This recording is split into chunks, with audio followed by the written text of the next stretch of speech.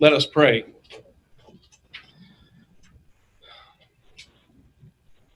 Almighty, eternal Father, giver of all gifts, we thank you this night for our nation. We thank you this night for the Cedar Lake Town Council and the governments that they give us. Lord, we thank you for the gifts that you give to each of us as individuals. May we share them as one with all.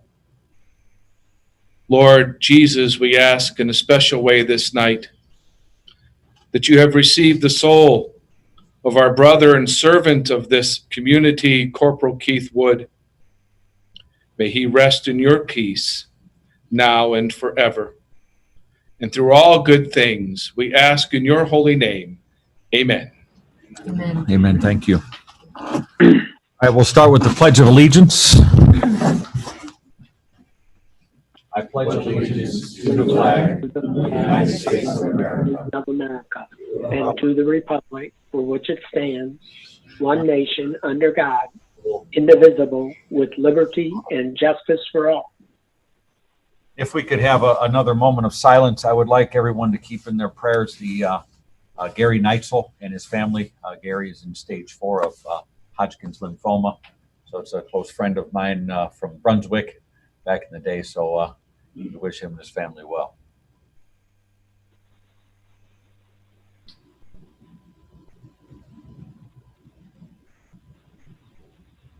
Thank you.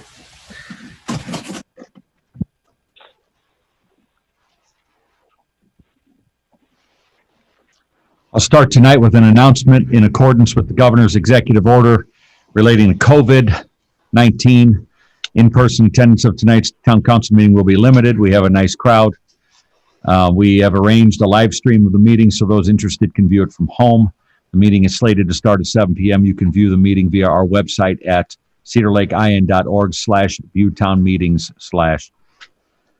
Then click on View Broadcast under the live broadcast. You must join the meeting through the link to participate during public comment. The town of Cedar Lake will accept public comment submitted electronically. If you have a question or comment about an item on the agenda, please email that question or comment to jill.murr@cedarlakein.org. Mrs. Murr will ensure that all submissions are shared with the elected officials of the town and that the submission will also be entered into the minutes of the meeting. Please keep your comments civil and constructive to the policy issues on the agenda. Roll call. Hey, Brandy? Yes. Yeah, before you do roll call, I just wanted to follow up on your moment of silence. My computer was on mute. And thank Corporal Keith Wood for all the service to our community, and wish his wife and children nothing but prayers and the best moving through this tough time. So thank you. Thanks, John. Roll call. Robert Carnahan, Here. John Foreman, Present. Ralph Miller, Present. Colleen Sheehan is absent, Richard Sharp, Here. Julie Rivera, Here. Randy Niemeyer, Present. I am present, Jill Murr, Present. David Austin. We have a quorum. We have public comment on agenda items. I do have a submission in writing, but if anyone in attendance has a public comment on an item on the agenda, now's your time to speak. Any public comment? Third, Kevin?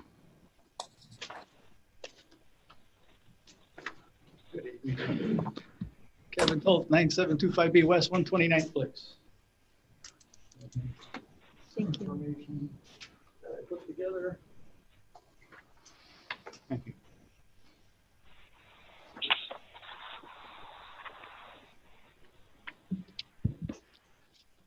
I just wanted to speak on the papers that I handed out to you are some examples of effects of the fire reimbursement fees can have on people that you're supposed to discuss tonight.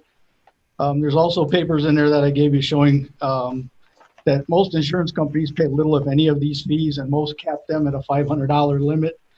And there are also some examples in there that some insurance companies do not pay them at all. And there are some examples in there also of some states that have banned these fees. The ordinance you have before you tonight calls for a reimbursement fee for fire service for everything from a broom to a fire engine.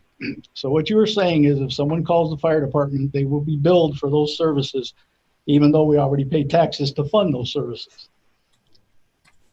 If someone loses their home in a fire, you will also ask them to pay fees for putting out the fire. And if they are not covered by insurance, which most are not, the homeowners will be held personally responsible according to your ordinance. The ordinance also states that billing invoices which are unpaid are liable to legal fees, expenses, and interest, which I guess would mean that if a homeowner doesn't pay it, a lien will be placed on their property. Being that most insurance policies have a $500 reimbursement limit and some will not pay at all if the property is located within a community, then this burden will fall directly on homeowners who are already suffering. I think we should also ask the effect on renters and landlords who would be responsible for, I'm asking who would be responsible for these fees, the landlord or the renter himself. If you have a reckless renter starts a fire, should the landlords be held responsible for these fees? And these fees could go in excess of $10,000. Okay. I think we all understand that there's an ever-growing need for funding in the communities, but piling on such costs to someone who is already hurting is not the way. I know $500 is not a lot of money, but why not cap a user fee at the $500 insurance limit if you need the fees? This could bring in some revenue without forcing taxpayers into collections and liens on their homes. I just don't feel this is a sound way for any department to run their budget, and I ask the council to vote no on supporting this ordinance tonight. Thanks, Kevin. Any other public comment on agenda items? Pete? I'm basically here to talk about the same thing. Name and address for the record, please. People Goyage, 13232 Lakeshore Drive. Thank you. Okay. So a lot of things he spoke about already were on my list, but I'll skip those. I'll make this quick and easy. First of all, I support the fire department. I support the police department. Anybody who ever needs help, I support. Okay. Veterans, we do things for veterans. We do whatever we can to help people out.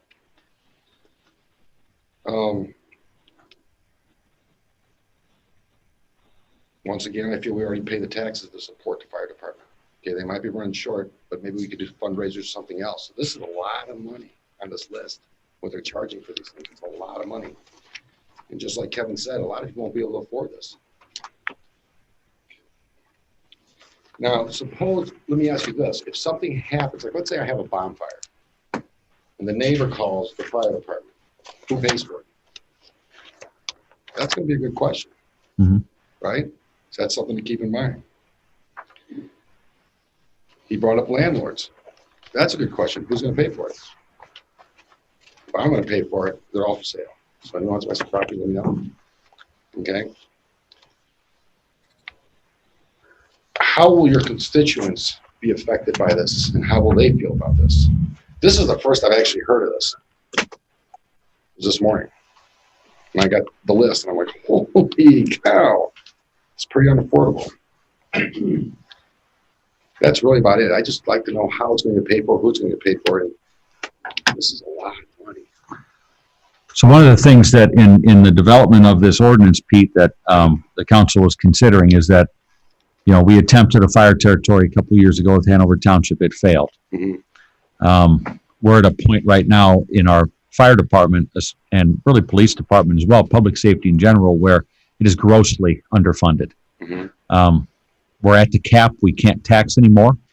We're looking for any ways to raise revenue. During the fire territory process a couple of years ago, some people said, well, we'll have bake sales for the fire department. There have been no bake sales. There have been no fundraisers. People say they support it, but not with their wallet. And right now we have the lowest paid fire department, professional fire department in the county. And we're not getting any better with a miracle right now. So this is the rock and hard place. I understand what you're saying, and it's totally valid. And reading the ordinance, Dave, can you comment on some of those? If somebody has a bonfire and the fire department's called, what happens? Property that has the problem, or the issue, the reason for the call would be the response. Well, what if it's not a fire? It's just a bonfire. I'm cooking a hot dog. It's called. It's an assessment that will be made. We'll see. Now, Individual case by case basis. okay, so that leaves some room for whatever we decide. Right. Because, So that would kind of be a I problem. couldn't graph I know. every Well, that- scenario. We could have this discussion for an hour. You're right. A lot of great examples. Right. But you have to legislate the rule, not the exception. I understand if there's a lot of those that happen. so it's really hard to say what the rule is and what the exception is. And I don't disagree with your assessment either of, taxation being meant for public safety. So out of the property tax allocations, the town gets about a quarter of every dollar. Right, I understand that. And I do not know what the, I'm guessing the budget for the fire department would be around, I don't know, 1.2 to 1.5, 1.3 to 1.5 million, right in that area. Does that sound about right? So No, it's not even close to that? Okay. It's about Well, one- I don't know a exactly. little over $1 million. I'm just guessing. Okay, Yeah. just $1 million. Okay. So if you take that divided 365, you're looking about $3,000 a day, right? Yeah. Okay, now, the one thing, and believe me, I'm not trying to be a jerk, okay? I'm just thinking about dollars and cents, because this is gonna cost me a fortune if something happens too, especially if it's a 5-unit, So, but when what are the numbers on it? These numbers are, we charge you this, this, and this. Well, how much profit is this gonna make? Are you gonna get it back to the people at the end of the year and we say, well, we got this boatload of cash sitting in the bank, or is it just gonna be spent? So right now, I would say that we're easily about $500,000 short of where we need to be on a budget. Okay, and is this gonna make it $500,000? It won't. Well, maybe, this won't make $500,000. No, it'll be a small chunk. What are you thinking? What's the estimates, Todd? How many fires are there? There's not that many fires, is there? It's not just about fires, it's about accident response. Okay, It's- that's the Yeah, response. it's all those different All right, things. so for $80,000, that really can't be that much. Lowell Fire Department does it, and we base it on what their call volume is as well. Okay, They make around 80. Rock Point makes about 300,000 a year on it. Maryville makes a little bit more, I think more than that. and they do the same They thing. do the same type of billing, but they never send anybody to collection. They get what they can from the insurance company. The insurance company pays it. They move on. Okay, then let me ask you that. Will that be written in the, rules? Yeah, It was, It can be. it can, Okay, might violate the statutory constraints on fee establishment. Everybody has to be treated the same, must be a well, discriminatory, objective-based fee. which I understand that, but if the insurance company was involved, right, the insurance company says, I'll pay $500, one insurance company says $0, how can you guarantee me that I will pay what the insurance company says? So how much sense does it make for me to support it? I think our council wanted to work on fee establishment ordinance Right. and a regulation, and that's the starting place. Where we're at Let me- right now is let me- the starting place. Let me ask you this, and I'll be more than happy to do it. I'll call every insurance company and say, if this happens, how much is your fee? And you take the largest amount and say, this is what you own, or this is what we'll take. That'd be great. I'll do it. Maybe more information. If you look at your homeowner's insurance right now, your house gets a fire, there's a $500 service charge. They will pay no matter what. So is every, And if it's a commercial building, they pay up to $1,000 no matter what. okay, That's something that you already pay for within your policy. okay, It's above and beyond. okay, so every insurance policy is like that? Every insurance company? I have never seen an insurance policy that when we had a fire in our community, that the homeowner showed me that service charge is not in there. Okay, then, I'm not gonna say that. Yeah, you can, right. right, and it would be possible, Yeah. so, and I understand that. Okay, you guys both make great points, so why not just say, this is what you owe, and that's it? Would you be fair, straight across the board? That's called for them in terms of the strategy and grant. Put the vehicle in front of them so they can assess it. Right. But from what you were saying is that if we did something like that, it would be considered discriminatory. If we put a cap on it, it wouldn't meet the statute. People will, some people won't. I think what he's saying will be discriminatory is the fact that my insurance company pays $500 and that person's doesn't. Okay, That's part of it. right. So my insurance company pays $0. Just put a flat fee of $500. Pete, Which insurance companies? right now, with the ambulance and that, but at least once a year, we write off the debt that we can't collect. Oh, sure, I believe it. We're already doing, the debt that we can't Right. collect. So let's say all you guys get voted out. The next guys that come and say, you're leaning your house. Then what? The next group that gets elected and say, we're leaning your house. Then what? Right, anybody could do anything, but Yeah, the right. big thing is, Pete, you can put things in writing, a group can come in later, change an ordinance. You're That's part of absolutely self-government, that's why you hope to have good dialogue with people and have times like this And where we can I talk. totally agree. I Yeah. totally agree with that. But if you write it now, they're gonna have a meeting to change it. Sure. And that's all I'm saying. No, these are valid points. So that's just something to think about. And Kevin Make a provided cap. good information as well. Right, so if you know, if it says $1,000, my insurance covers 500, I gotta pay 500, I'm okay with that. I've been on the receiving end of this type of thing before with a truck accident Right, that happened out on 231. yeah, I remember that. The Hebron Fire Department, it was right in Porter County, billed me $15,000. I'm not a resident of Hebron. I don't pay any taxes there. I had no recourse. I had to pay the bill. Right, My insurance covered a good portion of it, but I had to pay a good bit of cash out of pocket. I think most of the money that's raised by these fees is accident response. Lowell and Crown Point both have I-65 in a corridor. mhm, There's not as many fires as there used to be. But I mean, I can definitely see your concern with mhm. some of this stuff if an insurance company doesn't cover it and you've got $40,000 of damage above and beyond the property damage that damages from fire response to an Right. apartment building. Exactly. And I can understand the concern with that. It's You know, so valid. I just think it should be the way it's written. Mhm. You know, because to say this is just like, But also understand what we're trying to do here, Pete, is to have a sustainable service where when you call 911, somebody comes. Because with how much turnover we have in the fire department, we're getting to the point where nobody's going to come. And it's at that critical mass. So and I understand that, it's a matter of getting over this hump. but it's not affordable. Here, look at Illinois. How many Illinois, I actually want to write to, what's his face, Pritzker, and say, would you quit raising the taxes? We can't build houses fast enough. I'm totally serious. Yeah, no, you're right. Because it's like, You're right. what are we gonna do with all these people Right. And it takes about 4 to 5 years for the tax money of a new home to start? to really replace its impact Right, on the services. So it's a rock and a hard place. You know, we want to have new neighbors. We want to have a vibrant community.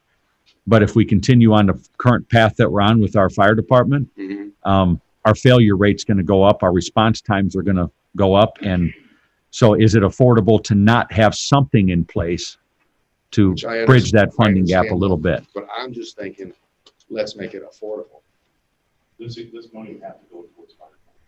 which that's fine.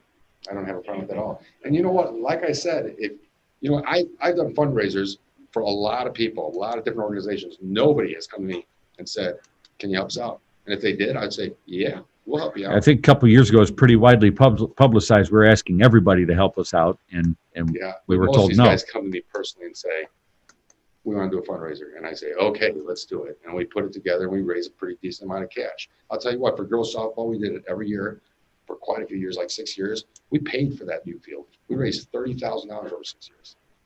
You The know, fire department hits the businesses for the car show, for different, all kinds of different. right. And I think, fundraisers every year. And it's Well- the same businesses that don't even ever see. right. And then we didn't send our fundraiser out this year because of the COVID thing. People are hurting really bad as well, Right. which we'll probably do at a later time. Mhm. So this is just to offset it. My intention is that I think the board's never passed to whatever insurance company. Well, if that's it, I think it should be written down. It's no matter And what. like Ralph said, you know, every single year we write off a lot of money. Because people just can't pay it. No, and I agree with you. And we do that. So my catch is, with you, everybody sitting there, everybody sitting here, if I gave you a contract to sign, and I said, I'll write it off, would you sign that contract? No, Right, what? I'll write off your debt Oh. if you can't pay it. Hey, Dave, Sign here. would, That's in an ordinance. I would, understand that, but you understand what I'm saying? Would you believe me? if we included some language, Really great, I got a contract for you to sign. Dave, if we included some language that said something in the nature of, this is the schedule of fees that will be charged up to the limit of the insurance policy. Is that something that could work? That would be non-discriminatory? All right, cool. That's it. Thank you very much. Thanks, Pete. Appreciate it. Any other public comment on agenda items? I almost didn't recognize you over there, Jerry. That's okay. Jerry Riley, 14100 Rockland. Now, I just got, you collect the $500 or whatever the insurance is now, correct? That's what we're trying to. We don't get anything because we have no fee schedule, no ordinance in place to collect anything from those events. That's what this part is. We do for ambulance. For Yeah. ambulance, we actually, I believe, do. Yeah, the Just ordinance for for the ambulance, not for fire. Our ambulance service brings in $250,000 to $300,000 a year in revenue.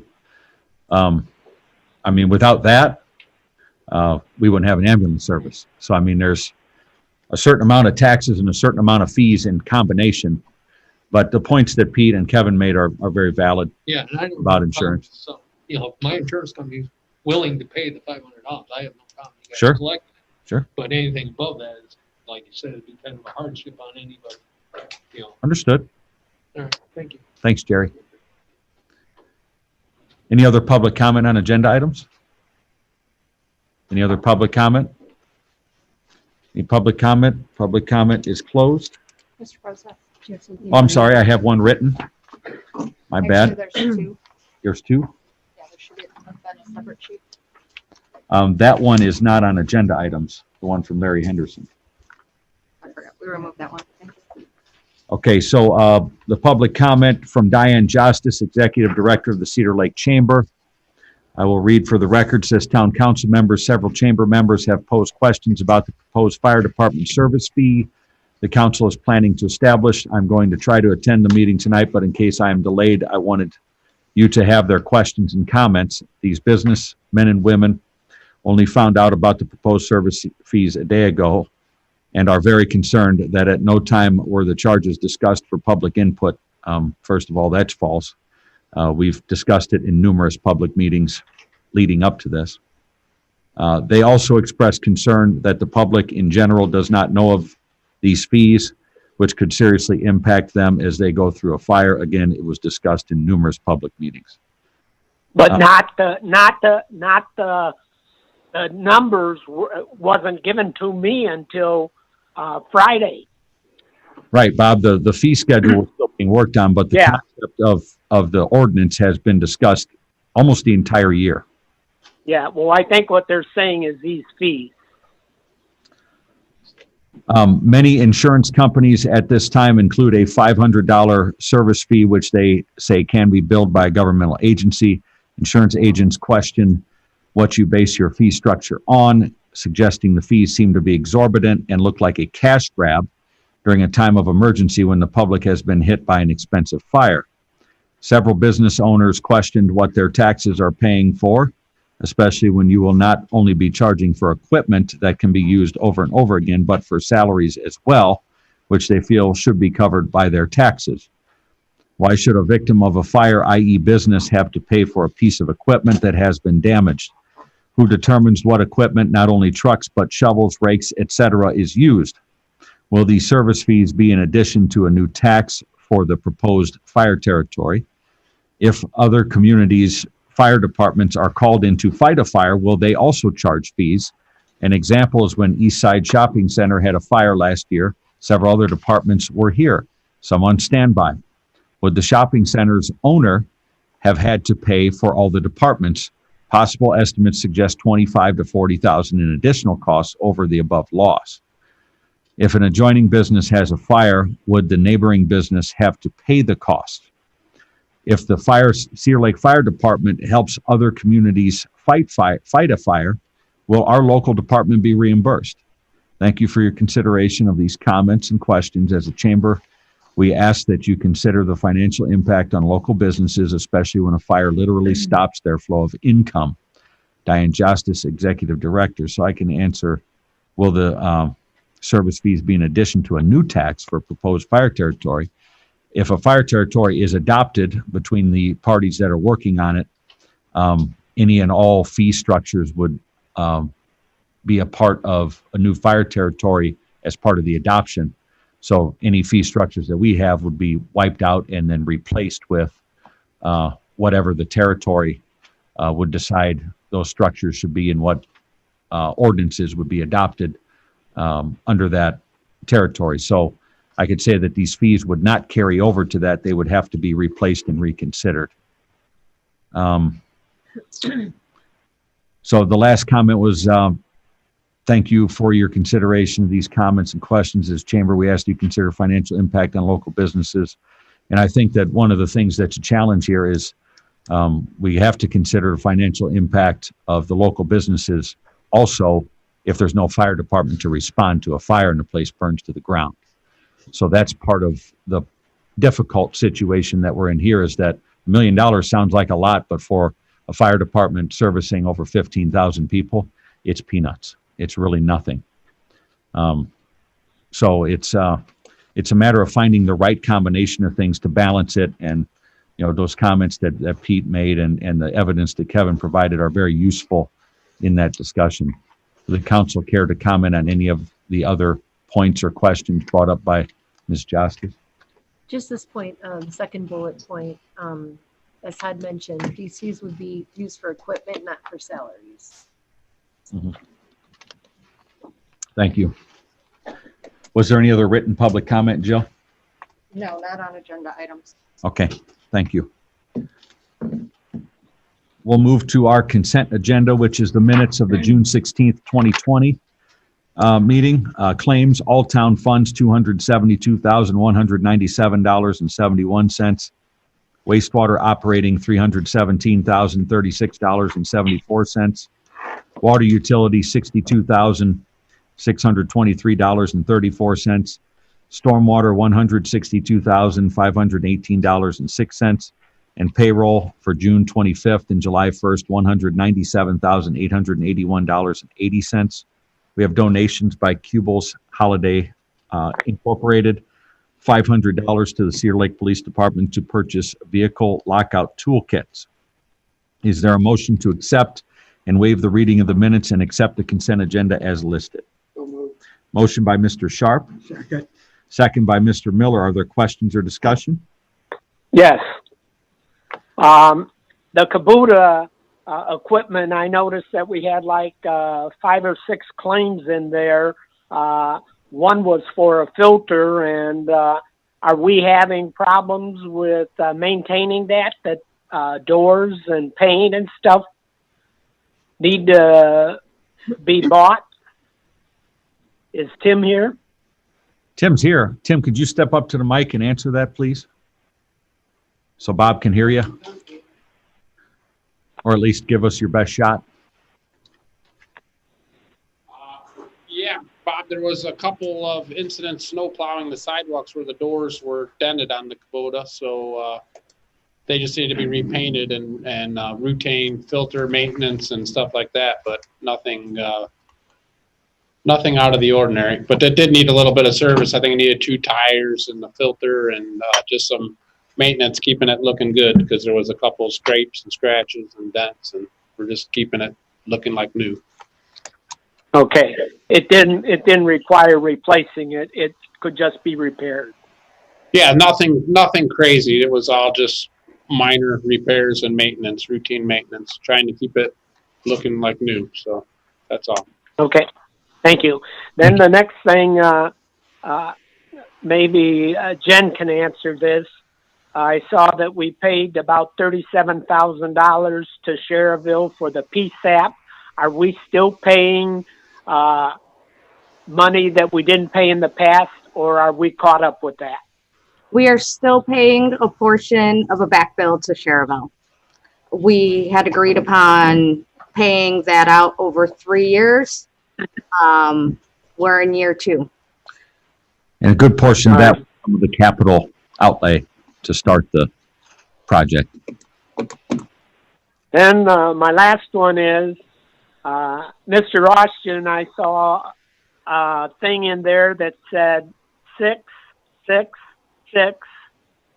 That's $666.66 in brackets. What did that mean? I have no idea, Bob.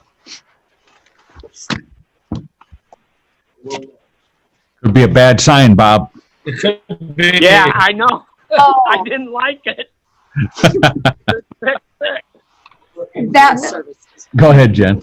So what you're seeing there, Bob, is that when we paid the claim the previous month, the professional discount was not taken into place. I have a new AP clerk, and she did not realize that a discount was given. And so we actually overpaid and had to adjust our books.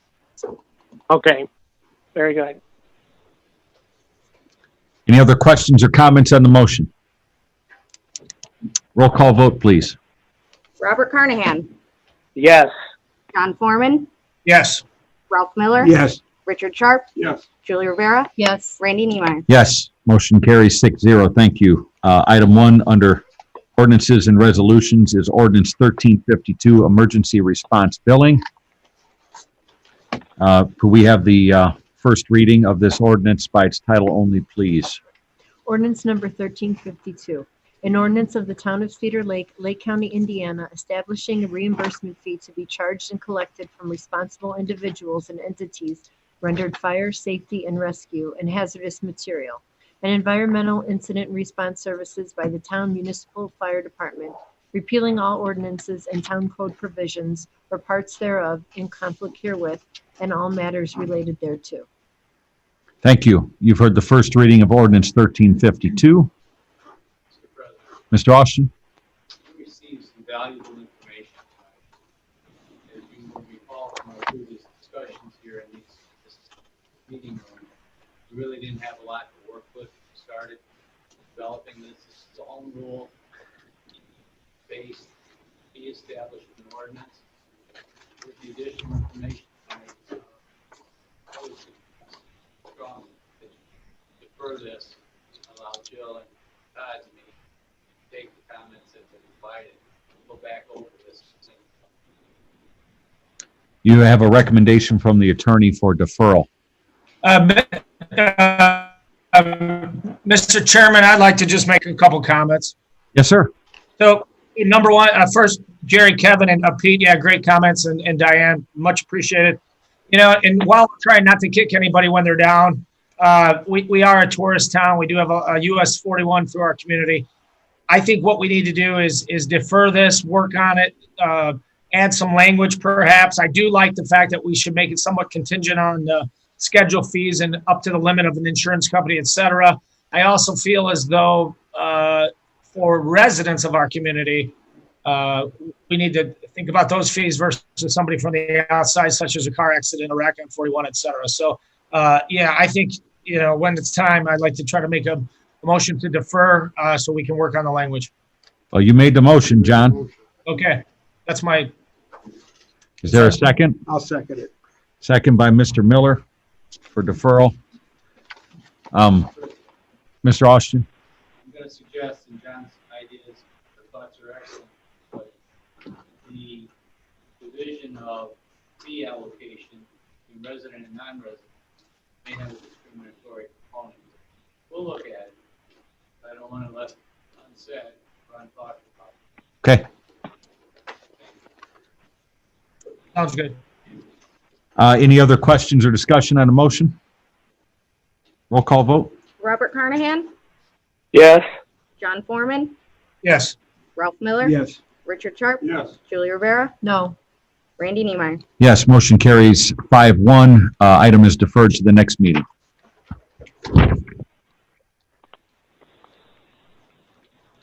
Item 2 is ordinance number 1355, emergency response reimbursement repealer ordinance.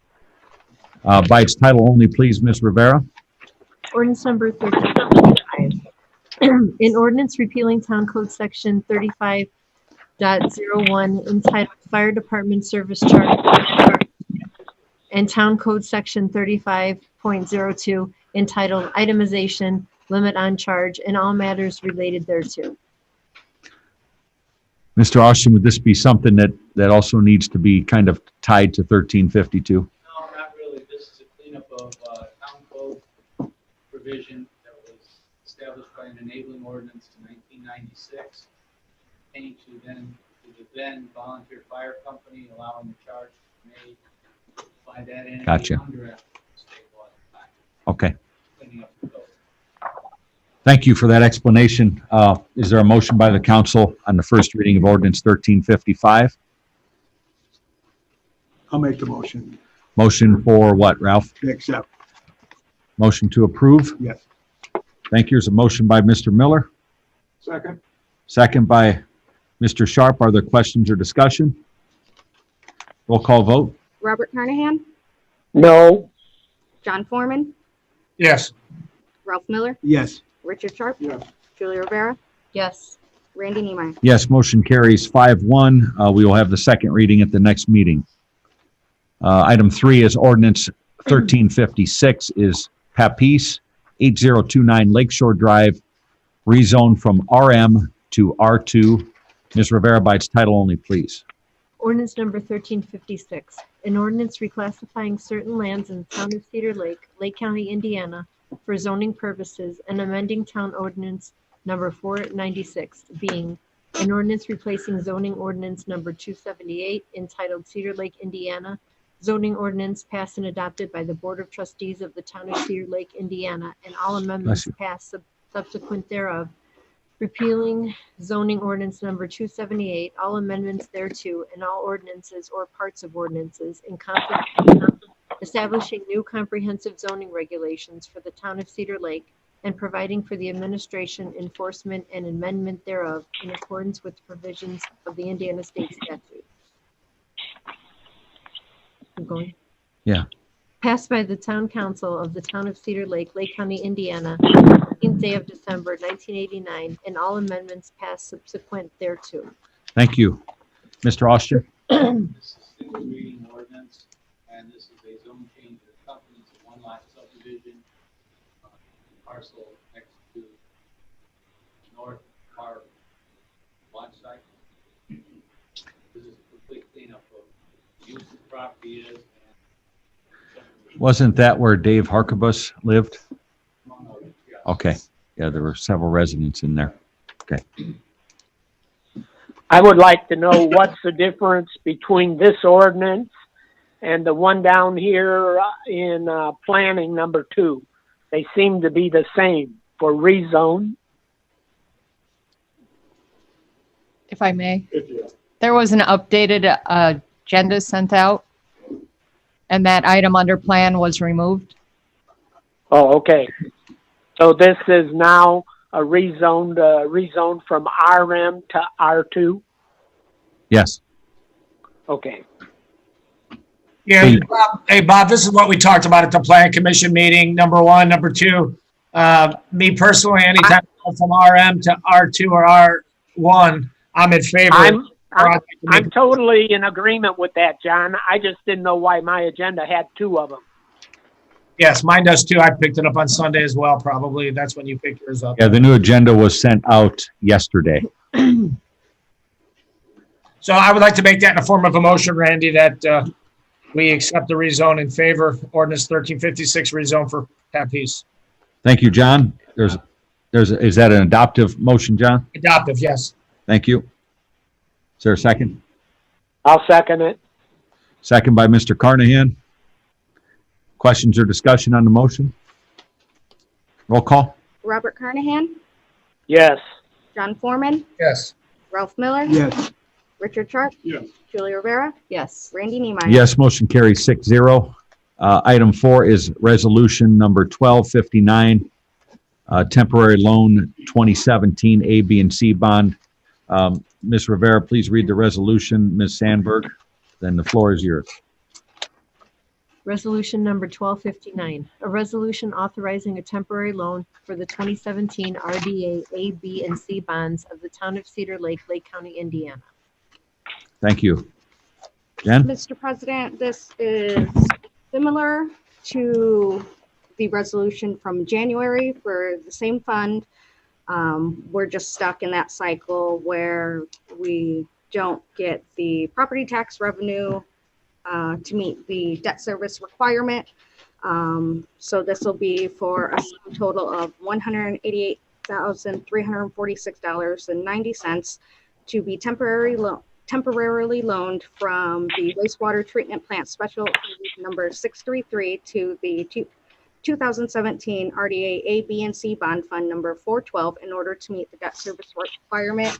Our lease payment is due July 15th, and the 2020 spring property tax settlement, we did not receive enough in order to meet the debt service requirement. Thank you. Is there a motion on Resolution 1259? So moved. Motion to approve? Motion to approve. Motion by Ms. Rivera, I'll second it. second by Mr. Miller. Questions or discussion? Roll call? Robert Carnahan, Yes. John Foreman, Yes. Ralph Miller, Yes. Richard Sharp, Yes. Julie Rivera, Yes. Randy Niemeyer. Yes, motion carries 6-0. Item number 5 is Resolution 1260, confirming resolution appropriation transfers. Ms. Rivera bites title, then the floor is yours, Ms. Sandberg. Confirming Resolution 1260, a resolution confirming the authorization of appropriation transfers by the clerk treasurer for the following funds during budget year 2020. Mr. President, this is for a total of $6,650 transferred within the general fund, specifically $3,500 within town council's budget, and then $3,150 within the fire department's budget. This was in order to meet some necessary operating expenditures. Thank you. Is there a motion to approve Resolution 1260? So moved. Motion by Mr. Sharp. Is there a second? I'll second. Second by Ms. Rivera. Questions or discussion? Roll call? Robert Carnahan, Yes. John Foreman, Yes. Ralph Miller, Yes. Richard Sharp, Yes. Julie Rivera, Yes. Randy Niemeyer. Yes, motion carries 6-0. Plan item 1 is letter of credit Birchwood Farms subdivision. Ms. Murr? Mr. President, this is the letter of credit for Phase 1 of Birchwood Farm subdivision. It has been approved by the Plan Commission, checked off by the town attorney, as well as the engineer and staff. It is in the amount of $565,070.19. It is our recommendation that you approve. Thank you. Is there a motion to act on the recommendation of the town administrator for approval of the letter of credit? So moved. Motion by Mr. Carnahan. Is there a second? Second. Second by Mr. Miller. Questions or discussion? Roll call? Robert Carnahan, Yes. John Foreman, Yes. Ralph Miller, Yes. Richard Sharp, Yes. Julie Rivera, Yes. Randy Niemeyer. Yes, motion carries 6-0. New business, item 1 is fireworks usage and special permit application, July 18, 2020. Deferred from the June 16, 2020 meeting. Ms. Murr? Mr. President, this is the fireworks usage special permit application. Mission 1, John Boersma, the group or organization, the Corner Store, the Cedar Lake American Legion, and the fireworks display on July 18th. There are representatives here if we had any questions. Council have any questions for representatives of the American Legion or their supplier? Sure. Thank you.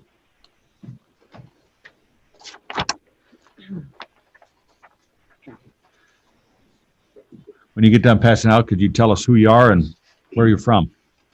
My name is John Boersma. I'm the president of Mission 1. I reside in St. John. Okay. I'm a member of the American Legion here at Cedar Lake. Okay.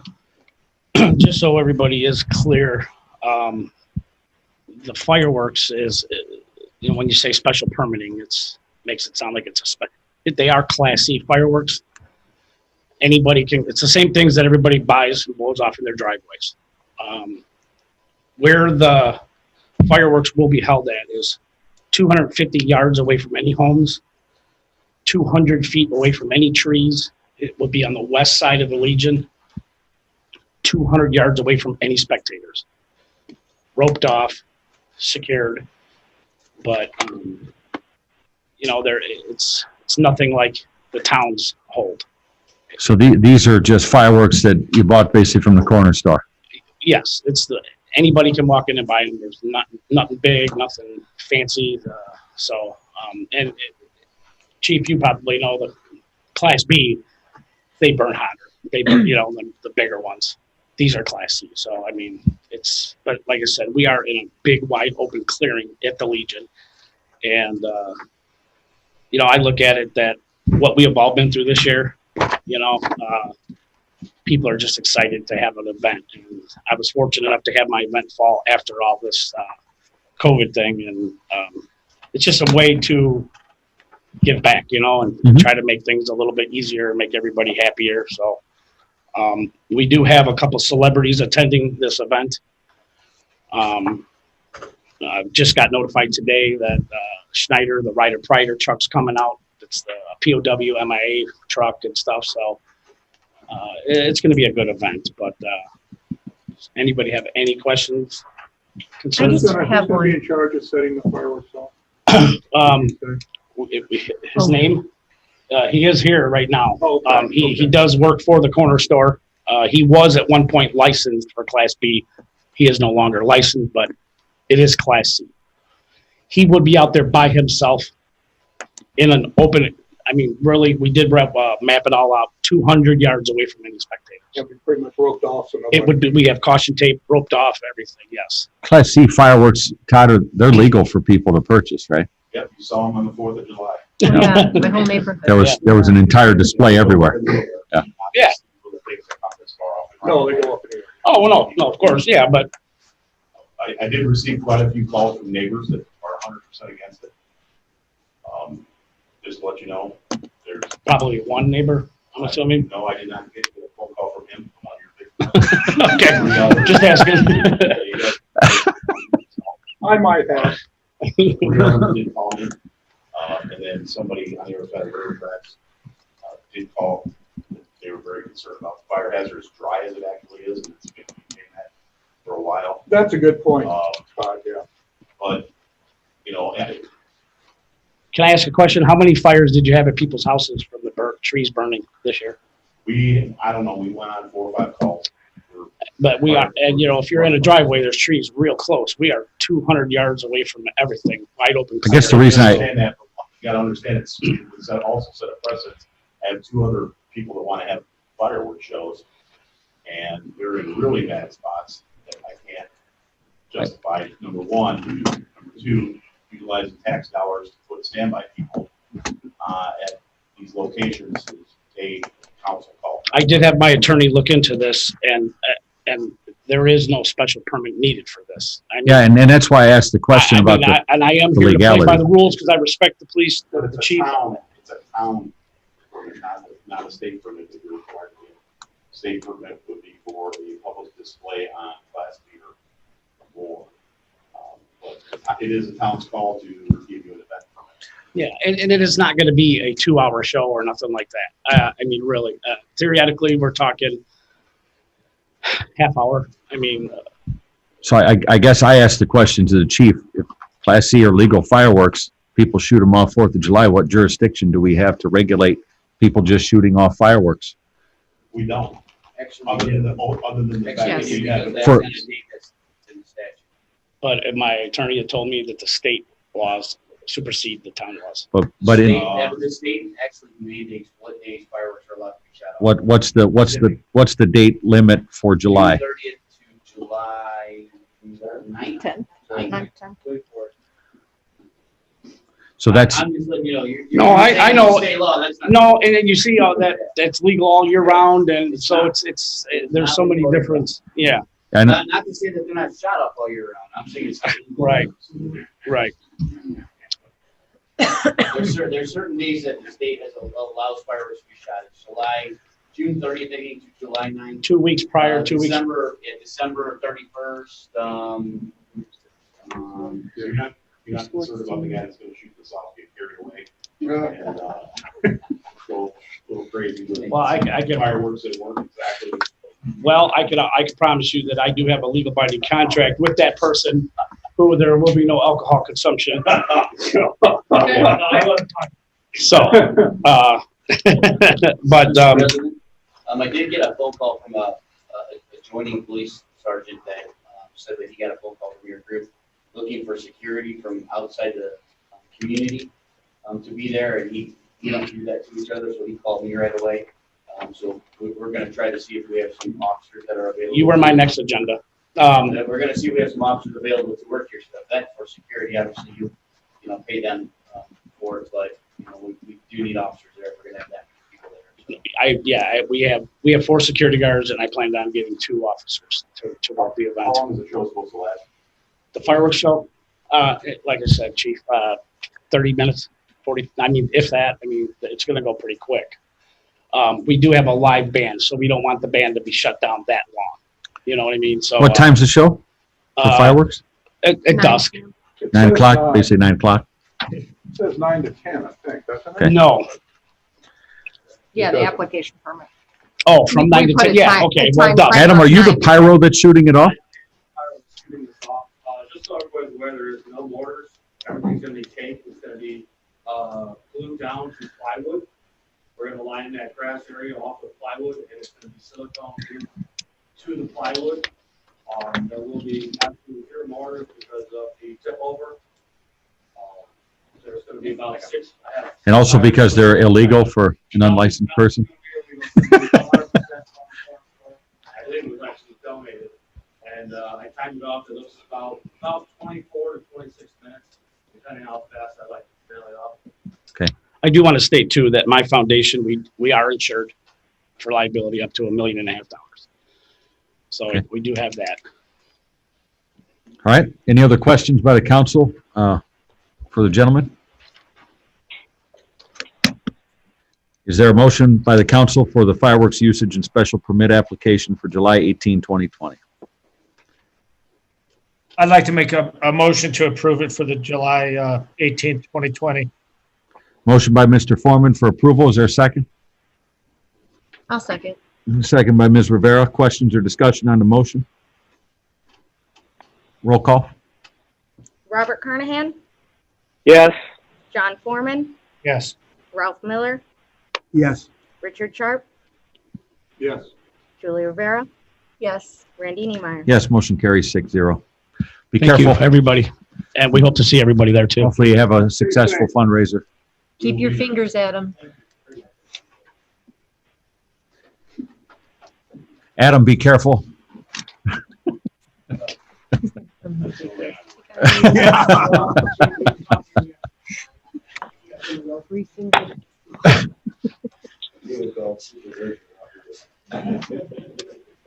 Next, and light them with your weak hand, your not throwing hand. Next, we have Kozlowski Light Pole Relocation Request 10915 through 21 West 133rd Avenue. This was deferred from June 16th. Ms. Moore? Mr. President, Tim worked on this to get a cost estimate. The cost estimate is $7,500 to move that light. We're not, the consistency of the poles, the spacing of the poles, and it being moved and being taxpayer dollars to move that pole. I believe the request by Mr. Kozlowski was he wanted to see if the town would pick up half the cost. Correct. Was that correct? And so now we have a cost number, which is not cheap. No. So what's the pleasure of the council on this request by Mr. Kozlowski? Jill, fresh from memory, why does he want it moved? They are doing facade work. They actually received a facade grant from the Redevelopment Commission, and He's putting about $140,000 into that building in improvements. So it's be substantial improvements. And part of their improvements would require the light pole to be removed or moved in order to, for aesthetics. yeah, for the aesthetics of the building. But 7,500 is a stiff number for that move. Yeah, I figured that.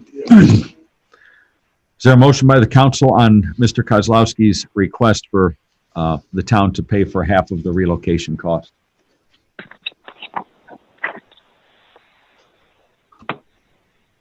Is there a motion to approve or deny? I do have a question. Hey, Jill, if we did discuss a lesser amount, what fund would that come from?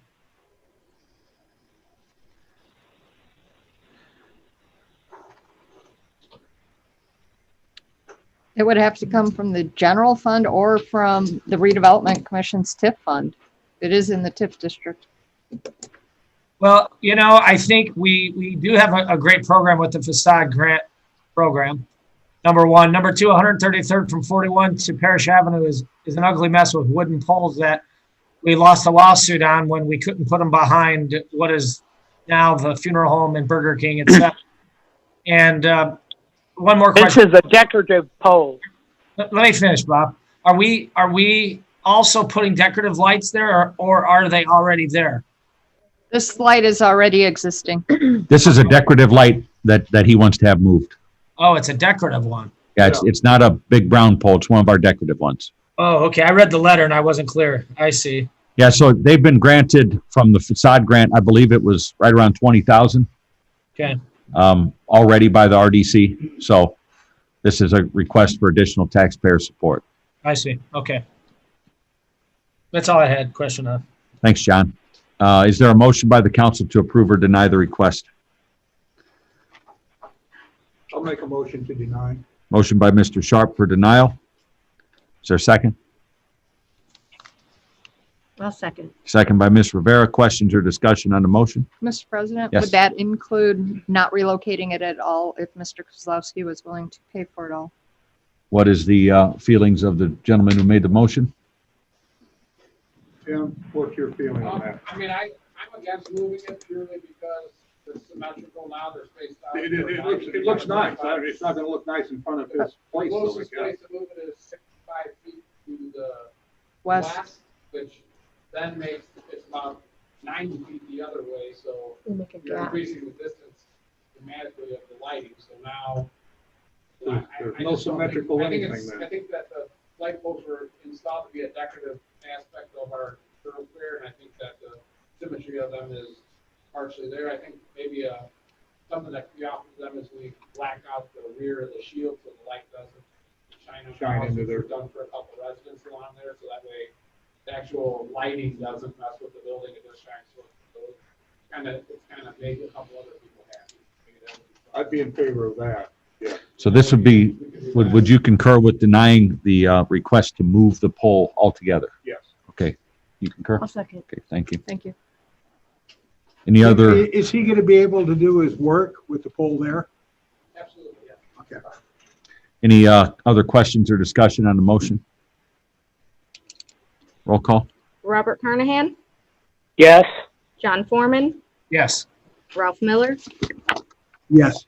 Richard Sharp, Yes. Julie Rivera, Yes. Randy Niemeyer. Yes, motion carries 6-0. Item 3 is a Summerfest request. Ms. Murr? Mr. President, you had received an email from from Gordon Dixon and Mary Joan that the Summerfest Committee would like to donate paint for the stage and the light poles on the lake, and that the park staff, there were discussions, park staff would be willing to do the painting.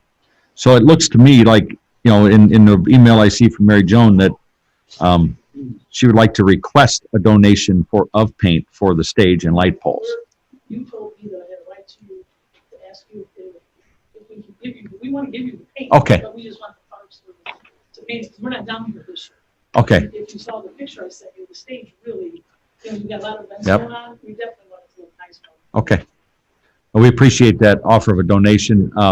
Tim, you have staff that maintains parks. Would they be able to paint that stage? Yep, as soon as the grass here, we should be pretty good here shortly. Okay, good enough. Arrangements to get the paint. Very good. Very good. So there's your explanation. Is there a motion by the council to approve the request, the donation from Summerfest of the paint, and then utilizing the Public Works Park staff to do the painting? So moved. Motion by Mr. Miller, Second. second by Mr. Sharp. Questions or discussion? Roll call? Robert Carnahan, Yes. John Foreman. Yeah. Ralph Miller. Yes. Richard Sharp, Yes. Julie Rivera, Yes. Randy Niemeyer. Yes, motion carries 6-0. Thank you again, Mary Joan, Jerry, Candy, everybody at Summerfest. We look forward to seeing you guys again next year. It was kind of an empty 4th of July. It was really weird. First time in 38 years. It'll be strange in August too, when the Lake County Fair doesn't happen. But, okay, thank you again. Number 4 is temporary easement agreement acceptance, Hanover Community School Corp. Ms. Murph. Mr. President, the redevelopment commission is doing a project at 133rd and King, a stoplight. And we needed a temporary easement from the school to extend the sidewalk up to the main entrance of the high school. This is that temporary easement agreement as signed off on by Hanover Community School Corporation. It is our recommendation that the town council accept and acknowledge this easement for that project next year.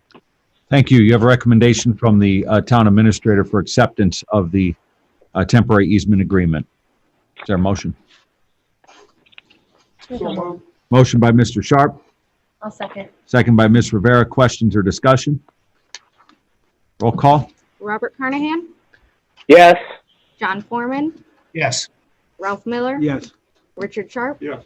Julie Rivera, Yes. Randy Niemeyer. Yes, motion carries 6-0. Item 5 is Board of Safety appointments.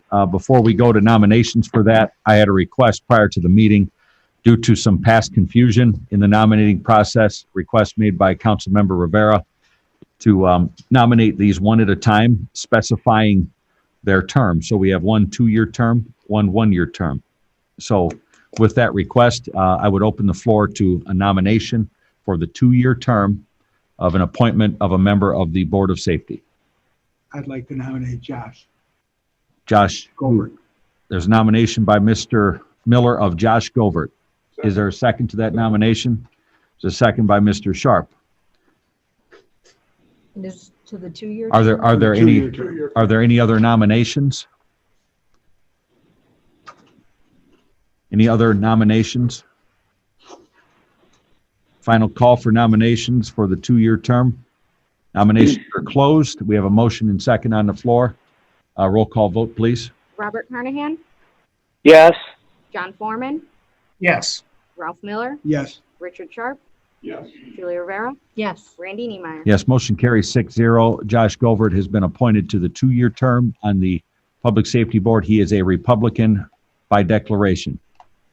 Next, we need to choose either a Democrat or an independent for the 1-year term. Are there any nominations? I'd like to nominate Jim Hunley. There's a nomination of Jim Hunley. Is there a second to that nomination? I would second that nomination that Julie made. There's a second by Mr. Foreman. So are there any other nominations? Are there any other nominations? I'd like to nominate Norm Stick. We have Norm Stick nominated by Ralph. Is there a second to that nomination? Second. Second by Mr. Sharp. So we now have a runoff here between Norm Stick and Jim Hunley. Are there any other nominations? Any other nominations? Third call for nominations. Nominations are closed. We have roll call vote first for Jim Hunley. Robert Carnahan, Yes. John Foreman, Yes. Ralph Miller, No. Richard Sharp, No. Julie Rivera, Yes. Randy Niemeyer. No. It is a tie 3-3. Clerk Treasurer, you're the tiebreaker.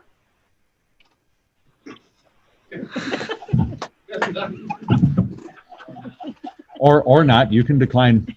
A At this tiebreaker. time, I'm sorry, I'm going to decline. You guys can't do this to me. Little Robert's Rules of Order here. Come on. It's part of the fun. I declined to vote. Okay, so then we'll go ahead and leave that as a tie. We'll vote on our second nominee, Mr. Stick. Roll call vote for Norm Stick. Robert Carnahan, Yes. John Foreman, No. Ralph Miller, Yes. Richard Sharp, Yes. Julie Rivera, No. Randy Niemeyer. Yes. Norm Stick by majority vote of 4-2 is the one-year appointment to the Public Safety Committee. Board of Safety. So we have Josh Govert at 6-0, confirmed. Norm Stick 4-2 confirmed. Ms. Murr, would you please notify the gentlemen of their duty to be sworn in? Mr. Austin, I believe this is a swear-in at the county. Is that correct? Okay. There is business matters pending, according to Mr. Caper, that need to be attended to by next week. So we need to be hasty on the swearing in of both gentlemen. Will do. Thank you.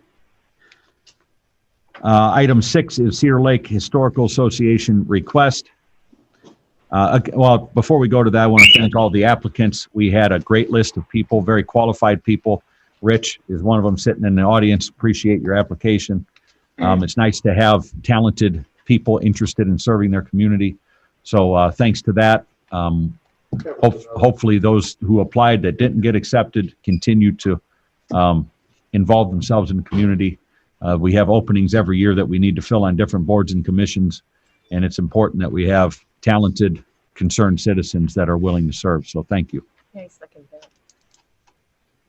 that. Next item, number 6, is Cedar Lake Historical Association request. Ms. Murr? Council, the Cedar Lake Historical Association was approved for the tourism funds for 2020. However, due to COVID, they have moved their STEAM event to 2021. They are requesting that they can still use those funds next year for the event. And the second part of this request is, if that is approved, to authorize Randy to sign the letter of support for a grant application for that Heston STEAM Museum here July 26th through 30th of 2021. Has the State Board of Accounts or DLGF given any guidance on carryover of certain allocations of those funds? Because normally we have to create a non-reverting. So we're kind of stuck in the weeds on that.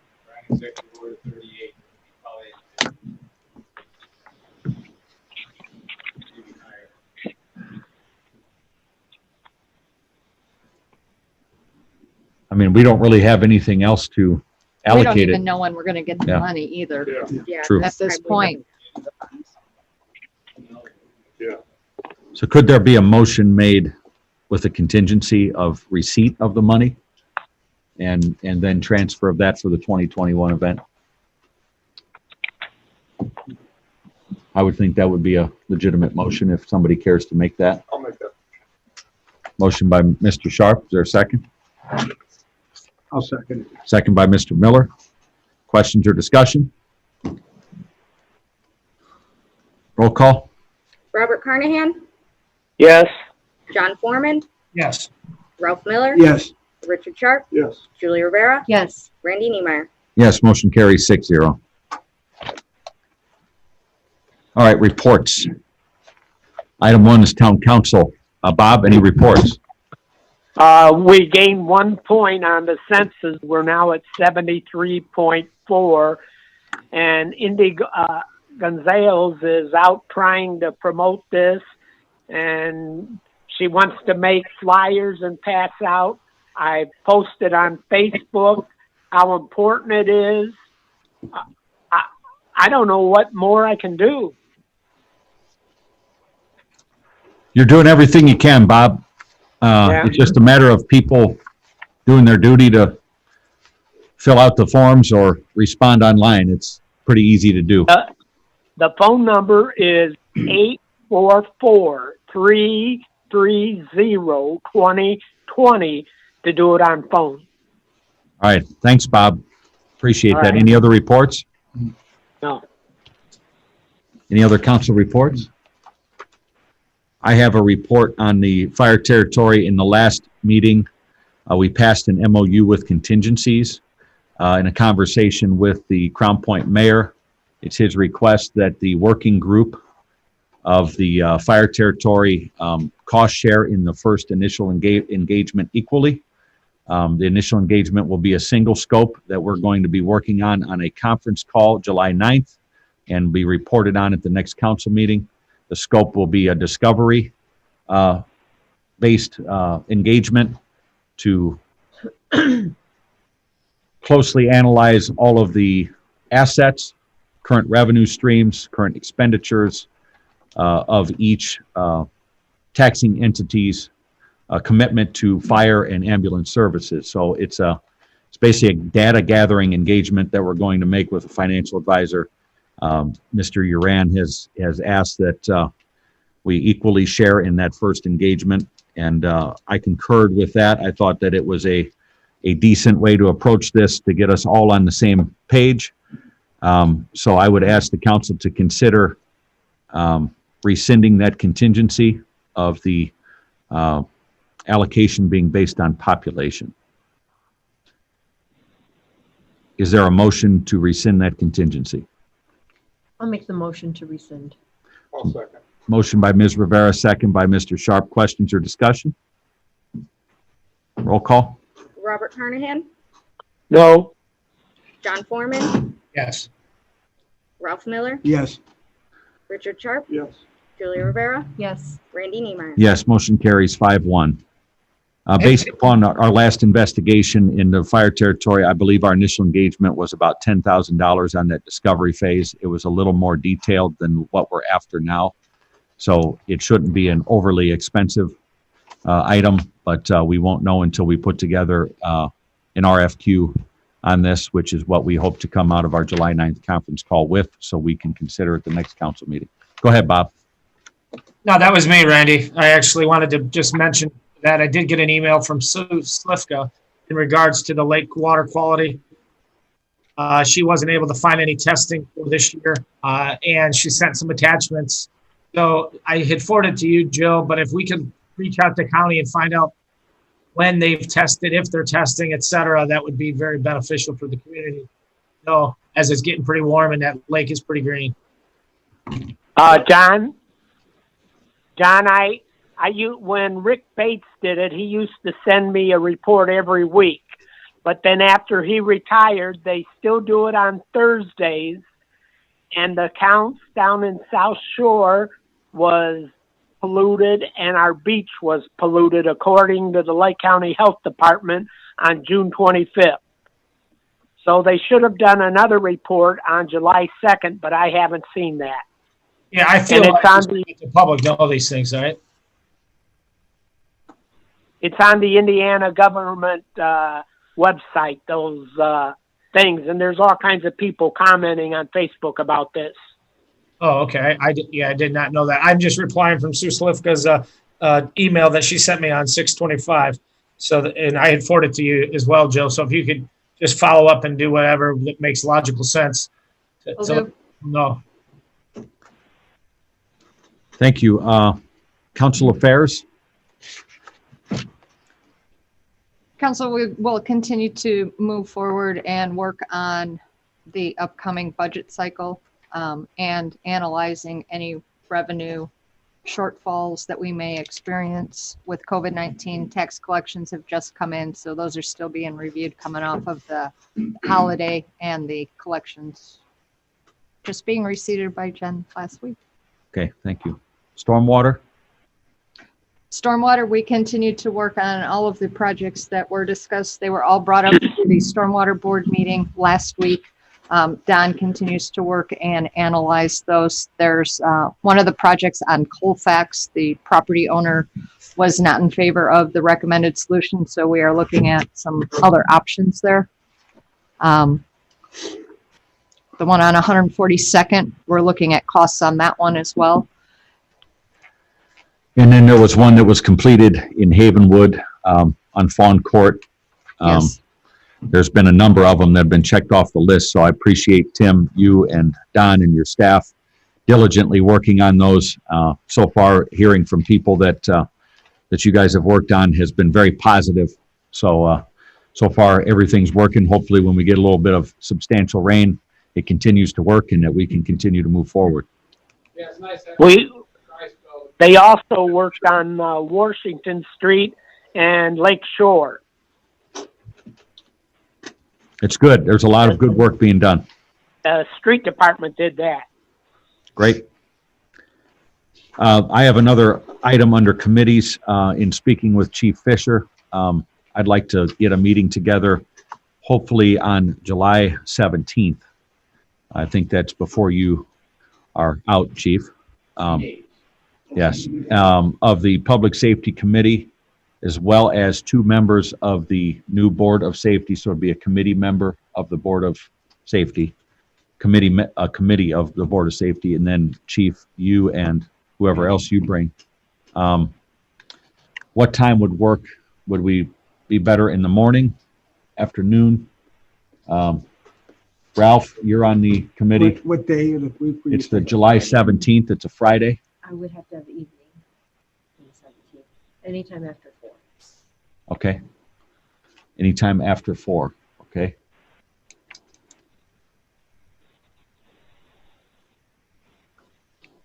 Do you have breakfast that day, Ralph? I got breakfast that day, but 4 o'clock is good.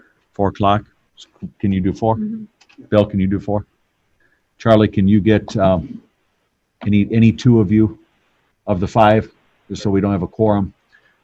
We have a lot of things to discuss leading into the budget season. Also with the death of Corporal Wood, we have an officer that needs to be replaced, so we need to strategize some of that, especially given the climate in the country of police officers' mass exodus from their positions. So it's going to be a tough road here to find a worthy replacement, and I think a little brainstorming and an idea session as we go into the budget season is also necessary.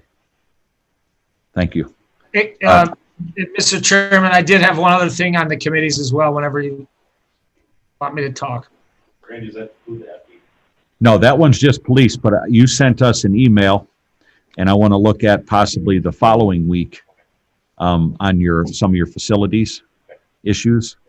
I think we also need to include somebody from our kind of working facilities committee that we had going. We need to kind of elevate that discussion because the list that you sent us is voluminous. And thank you. I studied that one right before the meeting, Bill. 4 syllables. You counted them? Thank you, Father John. I have a bunch of comedians out here.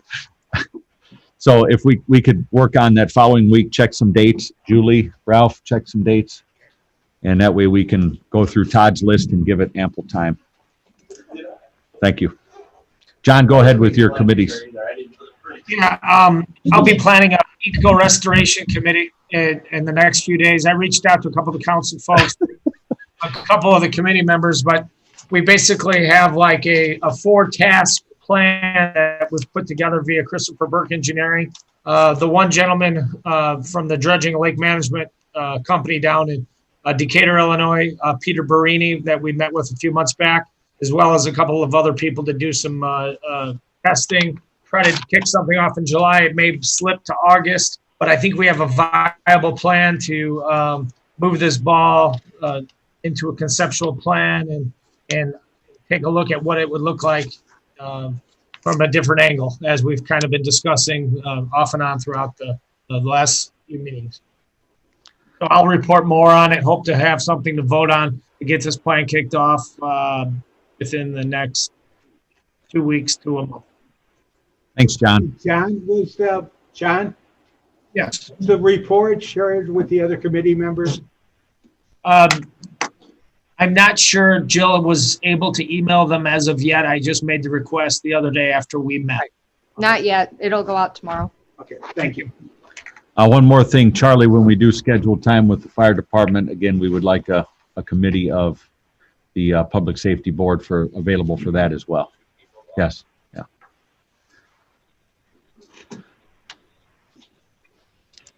And Jill, could we get a street committee meeting going We will. sometime soon? Thank you. Very good. Any other council reports? Town attorney reports, we're going to need to allow for an amendment of the agenda for a couple of items from the town attorney. So would the council consider amending the agenda and allow for the introduction of consideration items from the attorney. Is there a motion? So moved. Motion by Mr. Miller. Is there a second? Second. Second by Mr. Sharp. Questions or discussion? Roll call. Robert Carnahan, Yes. John Foreman, Yes. Ralph Miller. Yes. Richard Sharp, Yes. Julie Rivera, Yes. Randy Neiman. Yes. Mr. Austin, the floor is yours. The council is aware of the activities going on in Indianapolis by the town on its petition to the Indiana Utility Regulatory Commission for rates and charges. In the course of this, we have filed testimony and supplemented and supported the petition that was filed. We've done so to this point with the financial consulting advisement of London Whitty. 1 week ago today, circumstances in that proceeding changed by the change of staffing that occurred at London Whitty pertaining to this matter and related matters. Based upon those circumstances, it's a recommendation of the utility attorneys in Indianapolis, both McKinney and Evans, and myself, that we terminate the services of London Whitty Group at this time on all matters they are engaged in with the town, and specifically, initially, on its water rate proceeding. Secondly, and depending upon your actions on the first aspect of the recommendation, it is further recommended that you offer a position of employment to the financial consultant's case so that she can complete her tasks, responsibilities, and duties on behalf of the town in that proceeding. Those are Thank you. You have two recommendations from the town attorney, can both be considered on one single motion. The first recommendation being the termination of services with London Whitty Group. The second being an offer of, a conditional offer of part-time employment for Sue Hayes with the town of Cedar Lake. Is there a motion? I make a motion to approve those items. Motion by Ms. Rivera. Is there a second? Second. Second by Mr. Sharp. Questions or discussion? Roll call.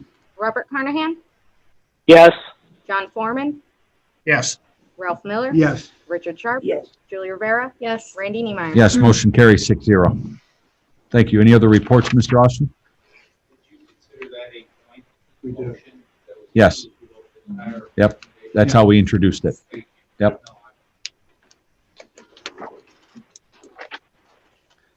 Clerk Treasurer, Council members, want I to be a just, tiebreaker yet? a few more years under my belt. Come on. It's okay. Go ahead. I just want to note that resolutions number 1251 and 1252, those were temporary loans that you approved back in January. Those were repaid upon receipt of the spring tax settlement. And I'd just like to say that the spring tax settlement was a pleasant surprise. It was received, what's today's date? Today's the 7th. So yes, last week I received it and it was receipted in. You know, with the pandemic going on, we were pretty much preparing for the worst. But the settlement received in total was approximately 49% of our total levy, which is basically what you'd expect for a normal June settlement, no pandemic. So we got lucky there. The tip settlement was slightly lower, but it was still approximately 44%. So It's interesting because when we were doing some of the analysis, it showed that only 36% of the property taxpayers in Cedar Lake pay via an escrow. So leaving 64%, and during a pandemic, when you had all this financial uncertainty, to be at a 98% collection rate is pretty good and says a lot about the businesses and citizens of Cedar Lake paying their taxes. So it's greatly appreciated that we can continue to provide all the services that we had budgeted for. So that's good news. Any other reports? just we'll take those numbers and my staff and I will continue to look at what we anticipate to be the remaining expenditures for 2020. We'll do our best to approximate the miscellaneous revenues coming in as we work towards the 2021 budget.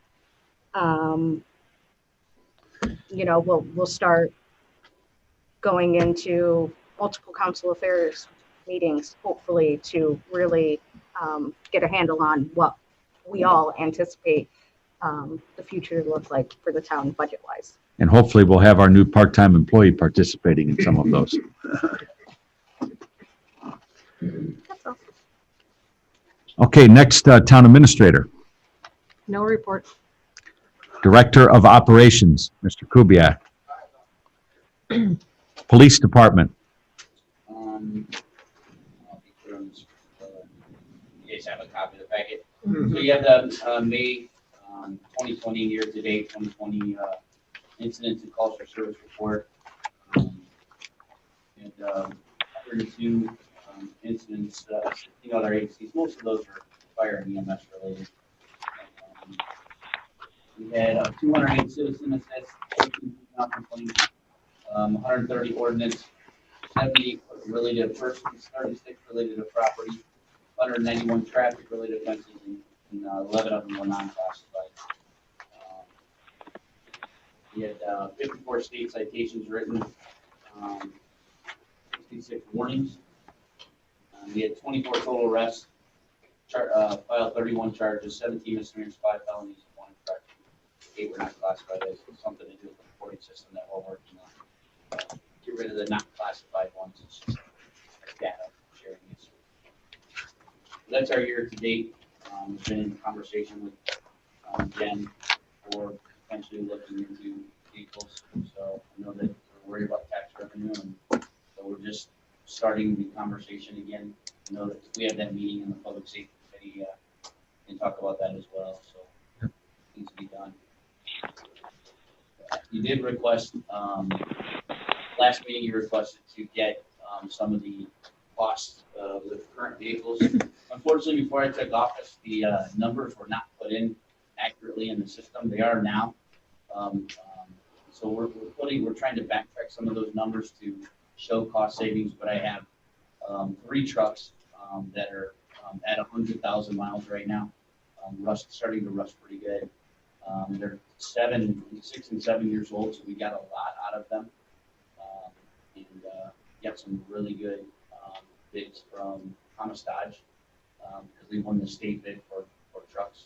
We want to maintain those few trucks that we have for wintertime purposes. So, could you have those maintenance numbers on those older vehicles for the July 17th committee meeting? I'm going to try. But Okay. I have, And if Sarah you can't Dodge get all of them outside. together, could we get some of the most recent at least so we can take a look You at get that this stuff? year's stuff. Okay. I actually have this year's stuff, but we're trying to backlog some of it Okay. that was not documented properly, so that has been immediately corrected. And we have the right person doing it now. Good. But we're just running into vehicles that are starting not to nickel and dime, but 1,500. You know, Dodges, and I love Dodges, but man, do they rust fast. Well, they do, but I'll be Holy honest, I mean, smokes. we got 7 years out of those white trucks as police vehicles, and that did really well. So I was very, very happy with that, with the salt and snow that we have winter long. So they work great, especially when we get big- Snow in our town, the Public Works has the snow plowed before it hits the ground. That's not true. We call them out, but they do a phenomenal job. Yeah. I can promise you that. Bill, any other reports? That's it right now. Fire department? Nothing. Thank you, chief. I do have one more. I'm sorry. Yep, go ahead. I want to thank the public servants that showed up at Corporal Wood's funeral. Wife Kathy, doing pretty well. Kids are doing pretty well. They were in my office today again. We had I'm at the next council meeting, or maybe the first one in August, since I might be elsewhere. I had a family in town that did a fundraiser for the Wood family by hosting a lemonade stand, and received an overwhelming amount of money for it. The Wood. Oh, wow. That's cool. Like shocking. I was so surprised. We got photos of them and all the kids that did it. It was the kids' idea, so the mom just helped out. It was amazing in this time of turmoil in our country towards law enforcement. What a community that loves their law enforcement can do, and it was very heartwarming for us, and we were very, very thankful. And Mrs. Wood was tremendously thankful with everything that's going on. So we had a little photo op this morning with them, and I've asked her, they couldn't do it today at softball. But I asked her if in the August meeting that they could maybe attend so you guys could see them, but it was amazing. So I believe Corporal was sent off properly, and It was an incredible service. I had an opportunity to attend the actual funeral part of it, and it was one of the most moving things I've ever seen. And to echo to what Chief was saying, I believe that this community and many like it would rather defend the police than defund it. So I was really happy to see so many people support and meet Keith's kids. His son was a pretty brave young man, and his wife, obviously very emotional time, but the young man there was quite impressive, how he's stepping up and showing his mettle as the man of the house now. So it's I think the family will do well and prosper through this, and I know his kids will carry on his legacy. we received amazing support from the community, not just responses on Facebook, but we got cards in the mail and people wanting to buy us lunch, and just in great support. So on behalf of myself and the police department, I'm so grateful for what they did. So just want to say thank you. Thanks. God bless everyone. Appreciate it. Written communication, we have softball and Little League parking. Before we go into that written communication, I know some of you here are probably here to comment on that. Please wait until the public comment and you'll have an opportunity to speak. Jill and I have visited the site, seen some of the aftermath of the last softball tournament. Obviously, there's always two sides to every story. Is that the last one you had an aftermath, or the one before that? Last one. Yeah. I don't know if there's one before that, but that's when we got the call. Yeah, I got a call on the last one in reference to the parking, so I sent my duty units over there. Right. I got a great email from, We were made aware of Mr. Moak being on scene. no, it was Commander Kilgore. Okay. Officer Humenthal and Officer Machak. Okay. They were there, and I got a phenomenal email from one of the citizens thanking us for being there, that it was much better, Mr. Henderson. I've been in communication with Jill. I was unaware that this was a problem until this last one. I received calls from residents from that area, and as part of what spurred the action to go and take a look at it, talk to some people, get a dialogue going so we could figure out what's going on in the neighborhood so we can best address this, keep traffic flowing in the neighborhood, and kind of keep the peace there. I can tell you, Mr. President, our code enforcement officer will be there Saturday. Good. To enforce the issues of parking in the no parking areas. I was unaware of it last weekend, and I thought it was handled. And then I got the email, so I assumed it was handled. If it was not handled, I just needed to know. She will be there on Saturday. It's on Sunday? Nothing this weekend. I There's just lots got the of schedule games. today, so I will look at it. Jill- I will make sure she's there. Jill, do you want to go through the written communication that we received, please?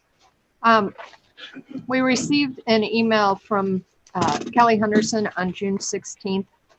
This was about the softball league and tournaments, and it included communication on whether they should have a permit fee, parking in the parks, who repairs that if there's an issue. And then also we received an email today from Kelly Henderson, which included some photos of the parking in no parking areas, parking on the grass in the park. One of the things we had discussed when we were out there was having Public Works put up some no parking signs there at the park. That initiative's already been discussed with Dale, who does a lot of our park maintenance. So sign blanks will be ordered and signage made. It's just, it takes a little time to get those sign blanks in. So that's one of the things we were looking at.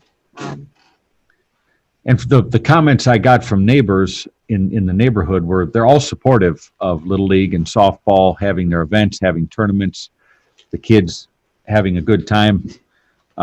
but they're all pretty distraught when people park in front of their mailbox and they can't get their mail, or park in front of their driveway, or they're worried that in some of the corners that a fire truck possibly couldn't get down a road, which looking at some of the pictures, I could say, yeah, that tandem axle ladder truck would not get down some of those roads if there was a major fire. So there has to be some collaboration take place.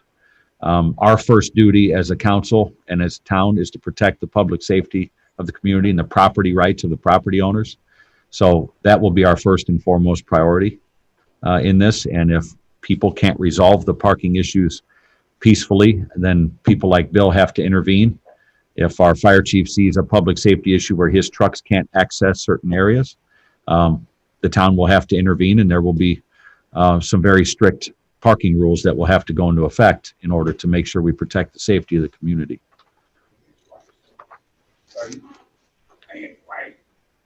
So any other part on the written communication from that part? No, not on that part. So everybody's got, the council has pictures. We also have the Christopher Burke report. This is, on the Christopher Burke report, this is pretty much updating everything. Some of the stuff we're a little bit in between.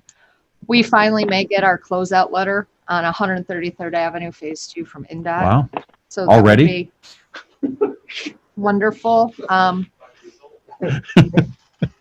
Anyway, for Government whatever works slow. reason, there was a quantity issue and it's being worked out. We anticipate that closing out in the next week or two. Getting a road committee meeting together. Don continues to work on those items. So what helps is Don's part of the road project as well as on our stormwater board, so to say. So tying all those projects together. And then we will be working towards getting the bids out, the bid documents out for the Hot in Place asphalt project, community crossing matching grant. We have a timeline from INDOT to get those projects out. So that'll be forthcoming in the next 30 plus days. Okay. Thank you. Thank you all for being patient. We're going to open public comment now. Be respectful to each other. Try to keep things as short as you can. We want to have a good open dialogue about issues. So with that, we'll go to public comment. Mary Joan, you're Johnny on the spot there. Yep, Mary Joan Dixon, 8711 West 132nd Place. Mr. Niemeyer, when you took over presidency, you mentioned that first meeting that you'd like to create like a project list so things don't lose sight. At the last meeting, you mentioned that there was $1 million in the park impact fee. And I was wondering if the Bartlett Wahlberg Park kind of lost sight, because the plan that was created by an architect had a restroom facility there, and then there was conversation at a public meeting to like move it to the right side. Yeah, right side. You know what I mean? So it wasn't the center of the park. Is there a timeline for this park to ever get completed? I can assure you it hasn't lost my sight. I've had the conversation recently with the town administrator of what the heck is going on with Bartlett Wahlberg Park. We've been talking about it for several years, and part of the adoption of that impact fee was to use for things like that, because that park is high traffic. People love it. So where are we at on that, Jill? Is there any further discussion? We're working on the size of a picnic facility, and then we'll bring forward some designs for the committee, the park committee, and then they can present those to the council for approval and installation. So, and then the second item is like sale of town land, like the site on 133rd and Osborne. If you could share or email later what Indiana code governs what happens, because also at the last meeting was mentioned that the sale may not be going through, so, or it's going through slowly. So is there a timeline for such a thing? You know, like you've already done all this public advertisement, you had a public hearing.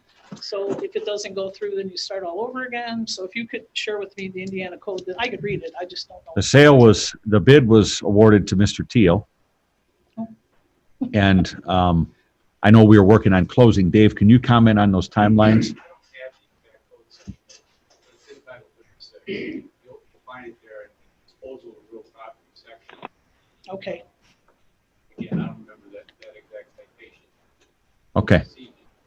But yes, I've been in communication with Teal on concept land plan that is proposed redevelopment of that parcel. So when that is completed, they're coming to the plan commission. Really, there's a sequence of events. Well, that's why I was, yeah, I wanted to look at. Thank you very much. Thank you, Mary Jo. Sir, come on up and introduce yourself to us. Tell us where you live and let us know what you think. Randy, before he starts, what was Dave's answer about Mr.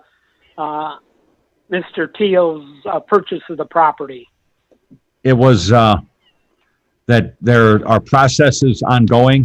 Dave said that Title 36 was the code section of that Mary Joan was asking about, and that also Mr. Teal is working on some land plans, usages, and things that are going to go in front of the Plan Commission. So that was what he commented. All right, thank you. Sure. Mr. President, my name is Carl Schneider. I live at 14892 Cary Street in Lynn's Way. I have a complaint. Yes, sir. In my subdivision I live in, they're all brand new houses with it relatively in the last 5, 7, 8, 10 years. Every house is $250,000 house, or somewhere in the neighborhood, if not more. Lately, within the last year or so, talking about parking, it seems like we're in a day with trailers on the street in people's driveway, campers in driveway, campers on the street. It's a disgrace.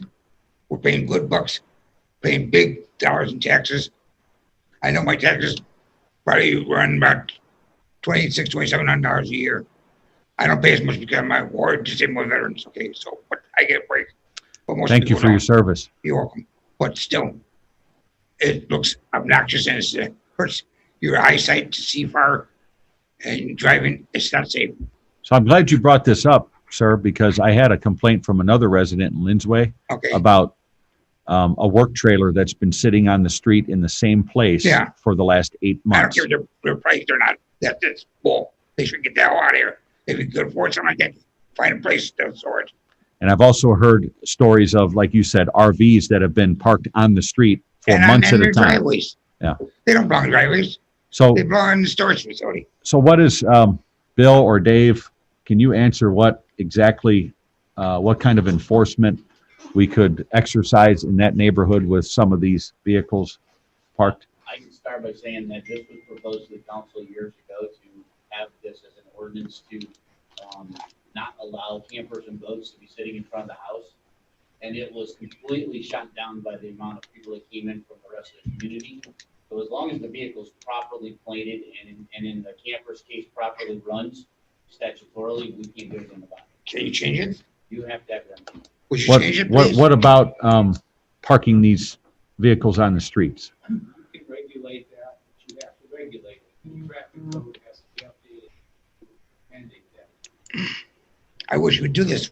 I would do. Because there's, like Bill said, Okay. and I'm not sure what year that was, the last time that was. Yeah, it's been quite a long time ago. But as many people as there are like you that would like to see all of that stuff removed completely, I know my There's neighborhood, a- there's a lot that would like to see that. there's a whole bunch of other people that would fight against you on that. So So weird. We'll go to war. well, I want to be on your side. Yes, I want to be on your side.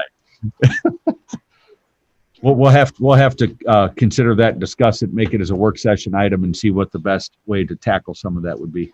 Delicate topic. It is. Public comment.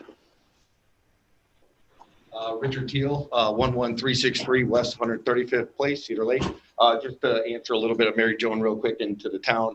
I actually did speak with my architect yesterday, Jim Kyleman and Chad Cameron at PBS.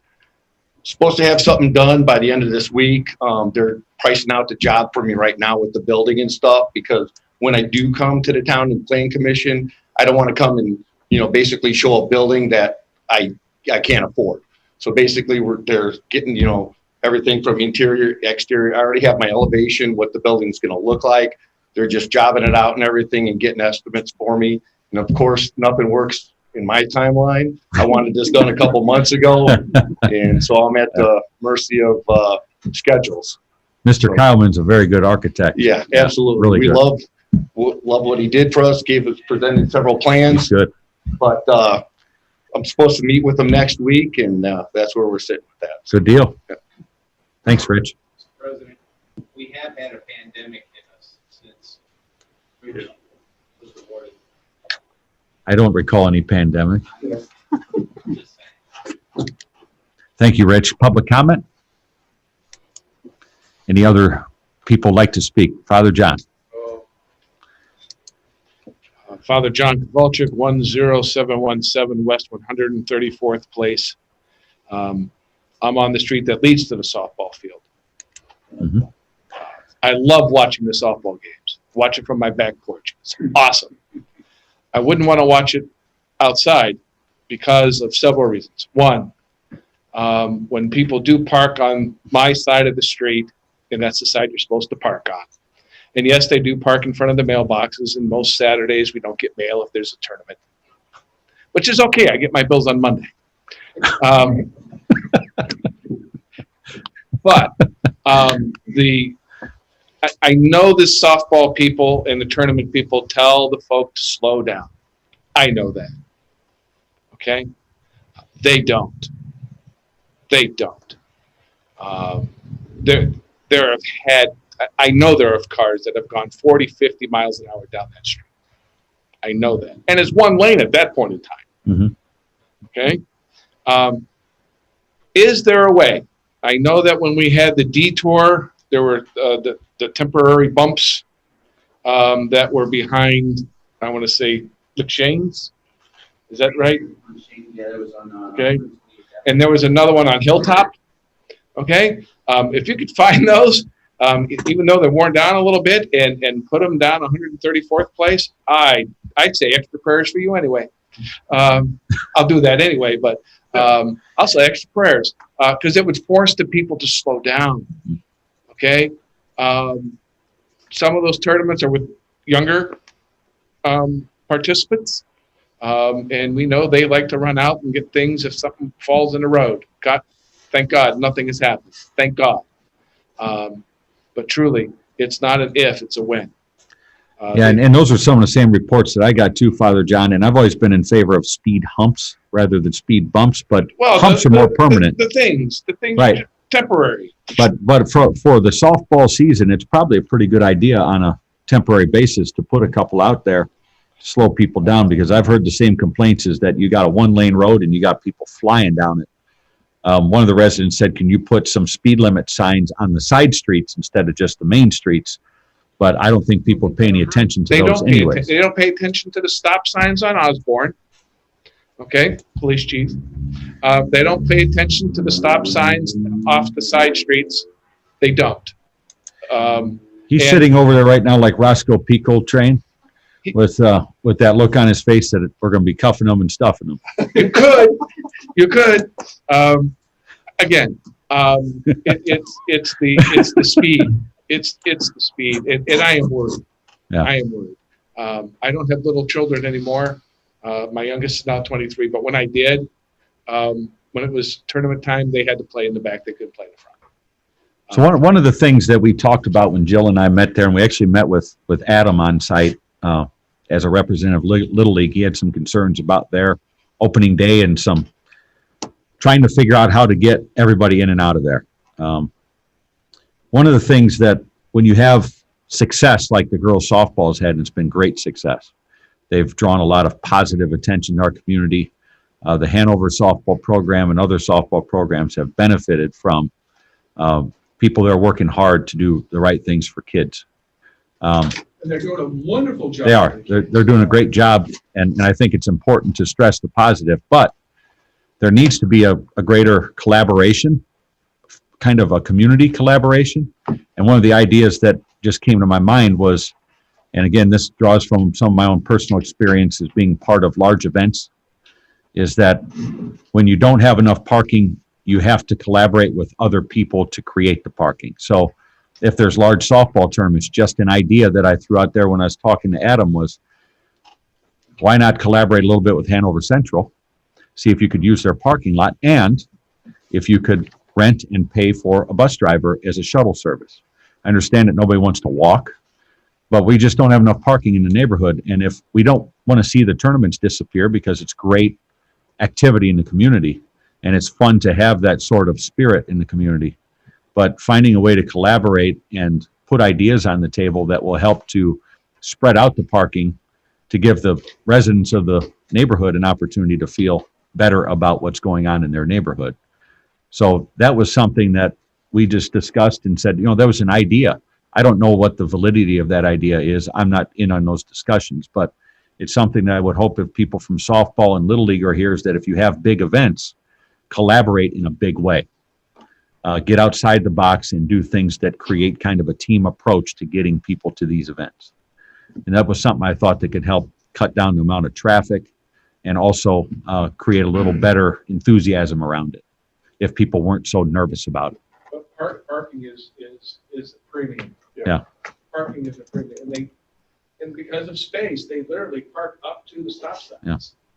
Yeah. Yeah, and that's a public safety issue at that point. If the chief has to get to somebody's home with a fire truck, a rescue vehicle, and can't get there, that's a serious problem. And we don't want to see that. So there's got to be some proactivity with girls softball and Little League both to work together to figure out how to make this stuff work. Or else we are going to have to come in and kind of swing the hammer and clear the area out for public safety. But the speed bumps would be wonderful. I agree. Slow Yeah. folk down. I agree. Any other public comment? I knew you would say something sooner or later. Waiting, I was You're sitting listening. back there. I'm Sarah Warnhoff, 10708 West 133rd Lane. I am a softball board member. I'm also a resident of the Cook neighborhood, also known as the softball neighborhood. We know, guys, there's been a lot going on right now. Unfortunately, with all of this stuff going on with COVID as well, we have a lot of people who have never even been to our area, to our county, anywhere near our fields, which is not helping our situation with the parking. We've tried working with residents and other organizations to figure it out. Certain residents had complained on one of the streets. We opened up the chain. We pulled them onto our grassy area to try to alleviate that. We tried to explain to her and talk to her. She won't speak to us. She just calls the cops on us when we try to talk to her now. So I'm not sure how to address that. We reached out to neighboring organizations. They actually reached out to us. We weren't aware that we had apparently 31 complaints, as we're being told, over this past weekend. I'm not sure why people from other organizations know that and nobody has contacted us and we don't know that. I've only had a couple residents reach out over a few incidents. Father John was one of them. It was less than 5 that we were aware of. So that's a little frustrating too. We can't address it if we don't know. That's the only reason we knew to be here tonight. We had no idea we were going to be talked about. We didn't know this was happening. So it was kind of a scramble to get here. We are working on it. There was garbage left in yards after the last tournament. We sent people down the streets, up and down where people park to pick up garbage and to make sure that was cleaned up. So as they're being brought to us, we are trying to make a plan. We were told by the neighboring organization that they were going to be approved by the town for a fundraiser to charge $5 parking on a public lot for the park. So that was the cooperation that we got to open up parking and to address it. It was just that they were going to take public parking away and then charge our patrons for it. So I tried going that route with the plans and blueprints and land plats and surveys to where can we park, where can we go. But unfortunately, we're not really getting anywhere with that. We kind of keep getting shut down by. Have you talked to the Hanover School Board? We have not gone there yet. No, that was a great idea. That we have not been presented that idea. Actually, Jill did present it to me yesterday. I had reached out to Jill over the weekend, so I did hear from Jill yesterday. But again, that was because I reached out. We didn't know. We didn't know that it was that bad. We knew we had issues, but we had no clue. And I'm a resident, so I don't want my neighborhood. As he said, the kids don't play out front. My kids grew up in that neighborhood. They don't get to ride their bikes off our dead end. I'm a little further up. I get all the turnarounds when they're lost. I have to put cones across my driveway. So I understand from a resident and a board member, and that's why I'm working so hard to work with the residents. We are currently under an FBI investigation, as some may know from our former president. So we are very strapped for cash right now as well with our organization. So we are just a new board for the most part, doing the best we can with what we've got with the theft and then the coronavirus and out of towners that are unfamiliar with our area. And talking to Jill and Adam, you know, I don't think anybody wants to create unnecessary rivalries. Correct. It's just a matter of kind of getting some ideas on the table to make sure that these things are being proactively addressed. Because, I mean, if you're strapped for cash, having these tournaments probably helps your organization. Correct. We're trying to build up what And we so nobody wants to see that discontinue and see softball collapse or Little League, but it's just a matter of making sure everybody can coexist. totally agree 100%. Yep. And that's Okay. what we're working for. And I want the residents to know, and the ones listening at home, come talk to us.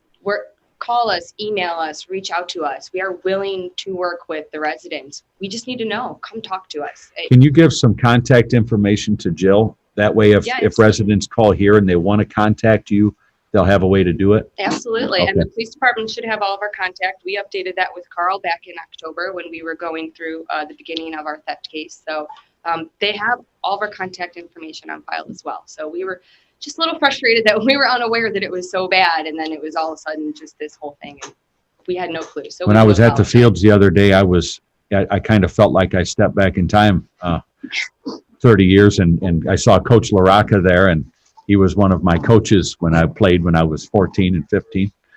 Yeah. So it was kind of a cool step back in time, and you guys at softball, and Yeah, I mean, we've had a great relationship. He used our barn all winter. We gave yeah, them you guys at space in our barn. softball and the Little League have both done a tremendous job with the fields. I mean, I remember when we played on them, I think we spent half our practices as landscape crews. Yeah. That still happens. You remember too, right, Bill? Conditioning. We played senior league together. You were in your last year and I was in my first year. So, yeah. But just So- want to let them know, reach out, Okay. let us know, please. I mean, we're Okay. open. I'm a resident and a board member, so I have both sides of Well, it. thank you for that, Sarah. Thank you. And I would encourage you to reach out to the Hanover Community School Corp and see if there's some kind of, when you have a big tournament coming. Yeah, but you want those things to happen. What is that? Just tell me what the date So be proactive right now and see if you can get a bus driver and a bus and some parking allocated. Maybe there's something that can be worked out there to really help you to facilitate a great event. Okay. Any other public comment? Coach LaRocca is coming up. Coach, I'll play third anytime. I'll play third base David anytime. Baird, man, that's Juju. Alex LaRocca, 135th and Asbury. I'm a 30-and-a-half-year resident on that corner. Yeah. Father John's, nice to meet you. My name's Alex. You live at 134th. I highly recommend the speed bumps. Okay.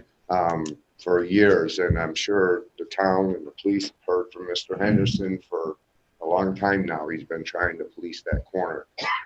They do fly down there. They don't obey the stop signs.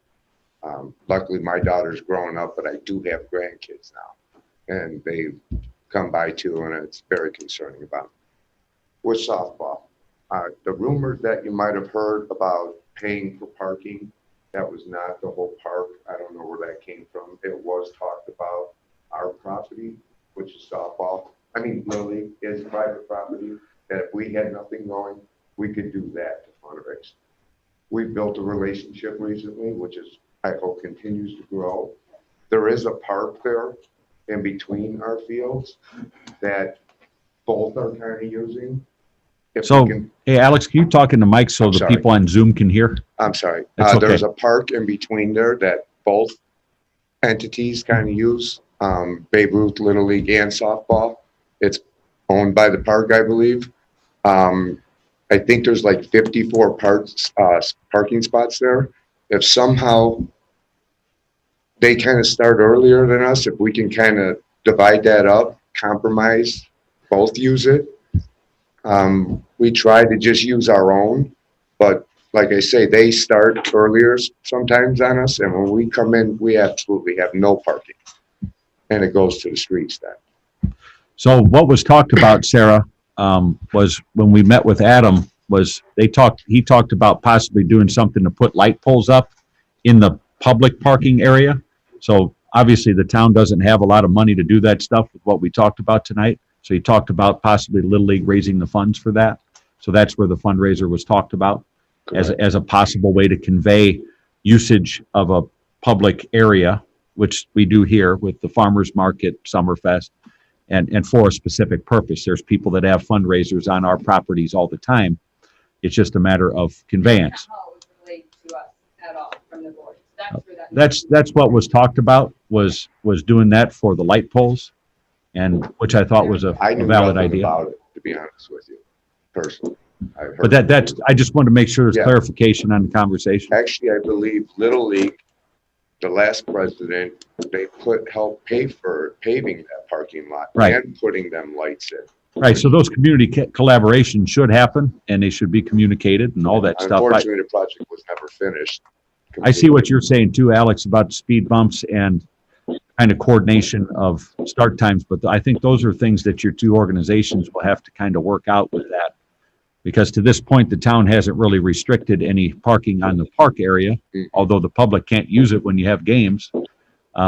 And I don't think we want to get to that point, so it's better that you guys just work together and figure it out. More than happy to try to work, and I'm just speaking, Good. I'm a coaching coordinator. I'm not the president of the league. I'm just trying to help it and keep a relationship going with softball for the best of the kids. Well, even after 30 years ago, I still call you coach. Well, I appreciate that, Randy. I'll call you Mr. President. Okay. It's kind of funny to have you standing up here, you know? Like you said, Randy, and it was an honor. You came out and talked to our boys, and that was. It was a great fun. thing. Yeah, memories too, not just. A lot of you, good man. memories. You know, I appreciate it. Thank you. Thank you, Alex. Appreciate it. I've been doing it for a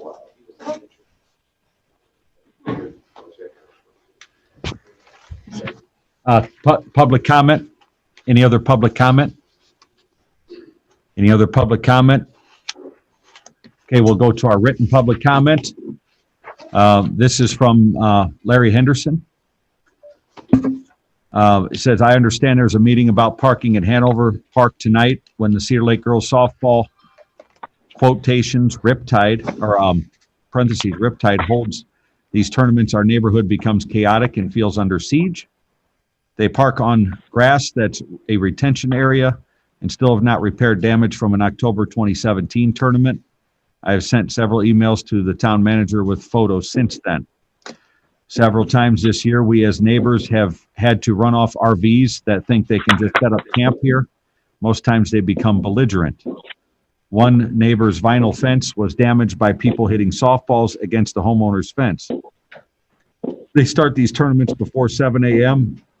and last well into the night and last 3 days. Actually, one event even lasted until a Monday, 4 days. Person to mute themselves, please. Whoever's making noise on the Zoom, John or Bob, can we quiet so everybody can hear me? I got fireworks outside. Well, it is after 9. Bob, can you hit the mute on your phone? I don't know how to do that. Okay. I'll read faster. These softball events are too big for our neighborhood, and a great deal of homeowners are fed up. It was nice to see law enforcement write tickets about 10 days ago. Last night, they parked on both sides of the Hanover Park entrance, and an emergency vehicle would have had a hard time getting through. Also, we have no idea who these out-of-state people are that are flooding into our neighborhood. One thing for sure is they show little respect for us, running stop signs, speeding, tailgating loudly, throwing garbage wherever they feel, and drinking. I know softball needs to make money from a theft of a previous league official. We all know the story, but we have suffered enough. We deserve better. How about helping us out? Also, I usually have everything mentioned above in photos. These photos are just a regular night, Monday. Clearly states no parking. Thank you for your time, Larry Henderson. So that was for the record. Any other public comment? And I have 2 that were sent in by Kathy Broomhead via email. Okay. One, did the police chief needed vehicle lockout toolkits and how many? We ordered 8 for each individual squad car. They're lockout kits that we would utilize for citizens when they lock their keys. Okay. And then the other one from Kathy was, does the fire chief can bring his daily reports? I wasn't sure on that one. The daily activity reports, is that what you're talking about, Kathy? Okay. Do you have activity reports like Bill gives us? Yeah, sealed ones. No, but I mean like the activity Well, why summaries. not? Well, you'd like to have a stack of paper for our review. So you see Bill puts together nice pie charts and all this stuff, and I guess is that what you're asking, We're gonna be Kathy, is for working some of together that? now, Mr. President, and the new public safety board, so I'm getting with him in the next week to show him the stuff that I do. to Right on. Generate some of his information, and possibly utilize the gentleman that helps us out. Cool. to Generate those charts. So, I Does can that- give you a total number of calls each month. But does that answer your question, Kathy? Okay, very good. Any other public comment online? No. Okay. I appreciate everybody participating tonight and coming. It's great to see a good audience. It's kind of exciting to see people out and about again. Our next council meeting is Tuesday, July 21st at 7. Prior to that meeting at 6:30, we have a utility board meeting.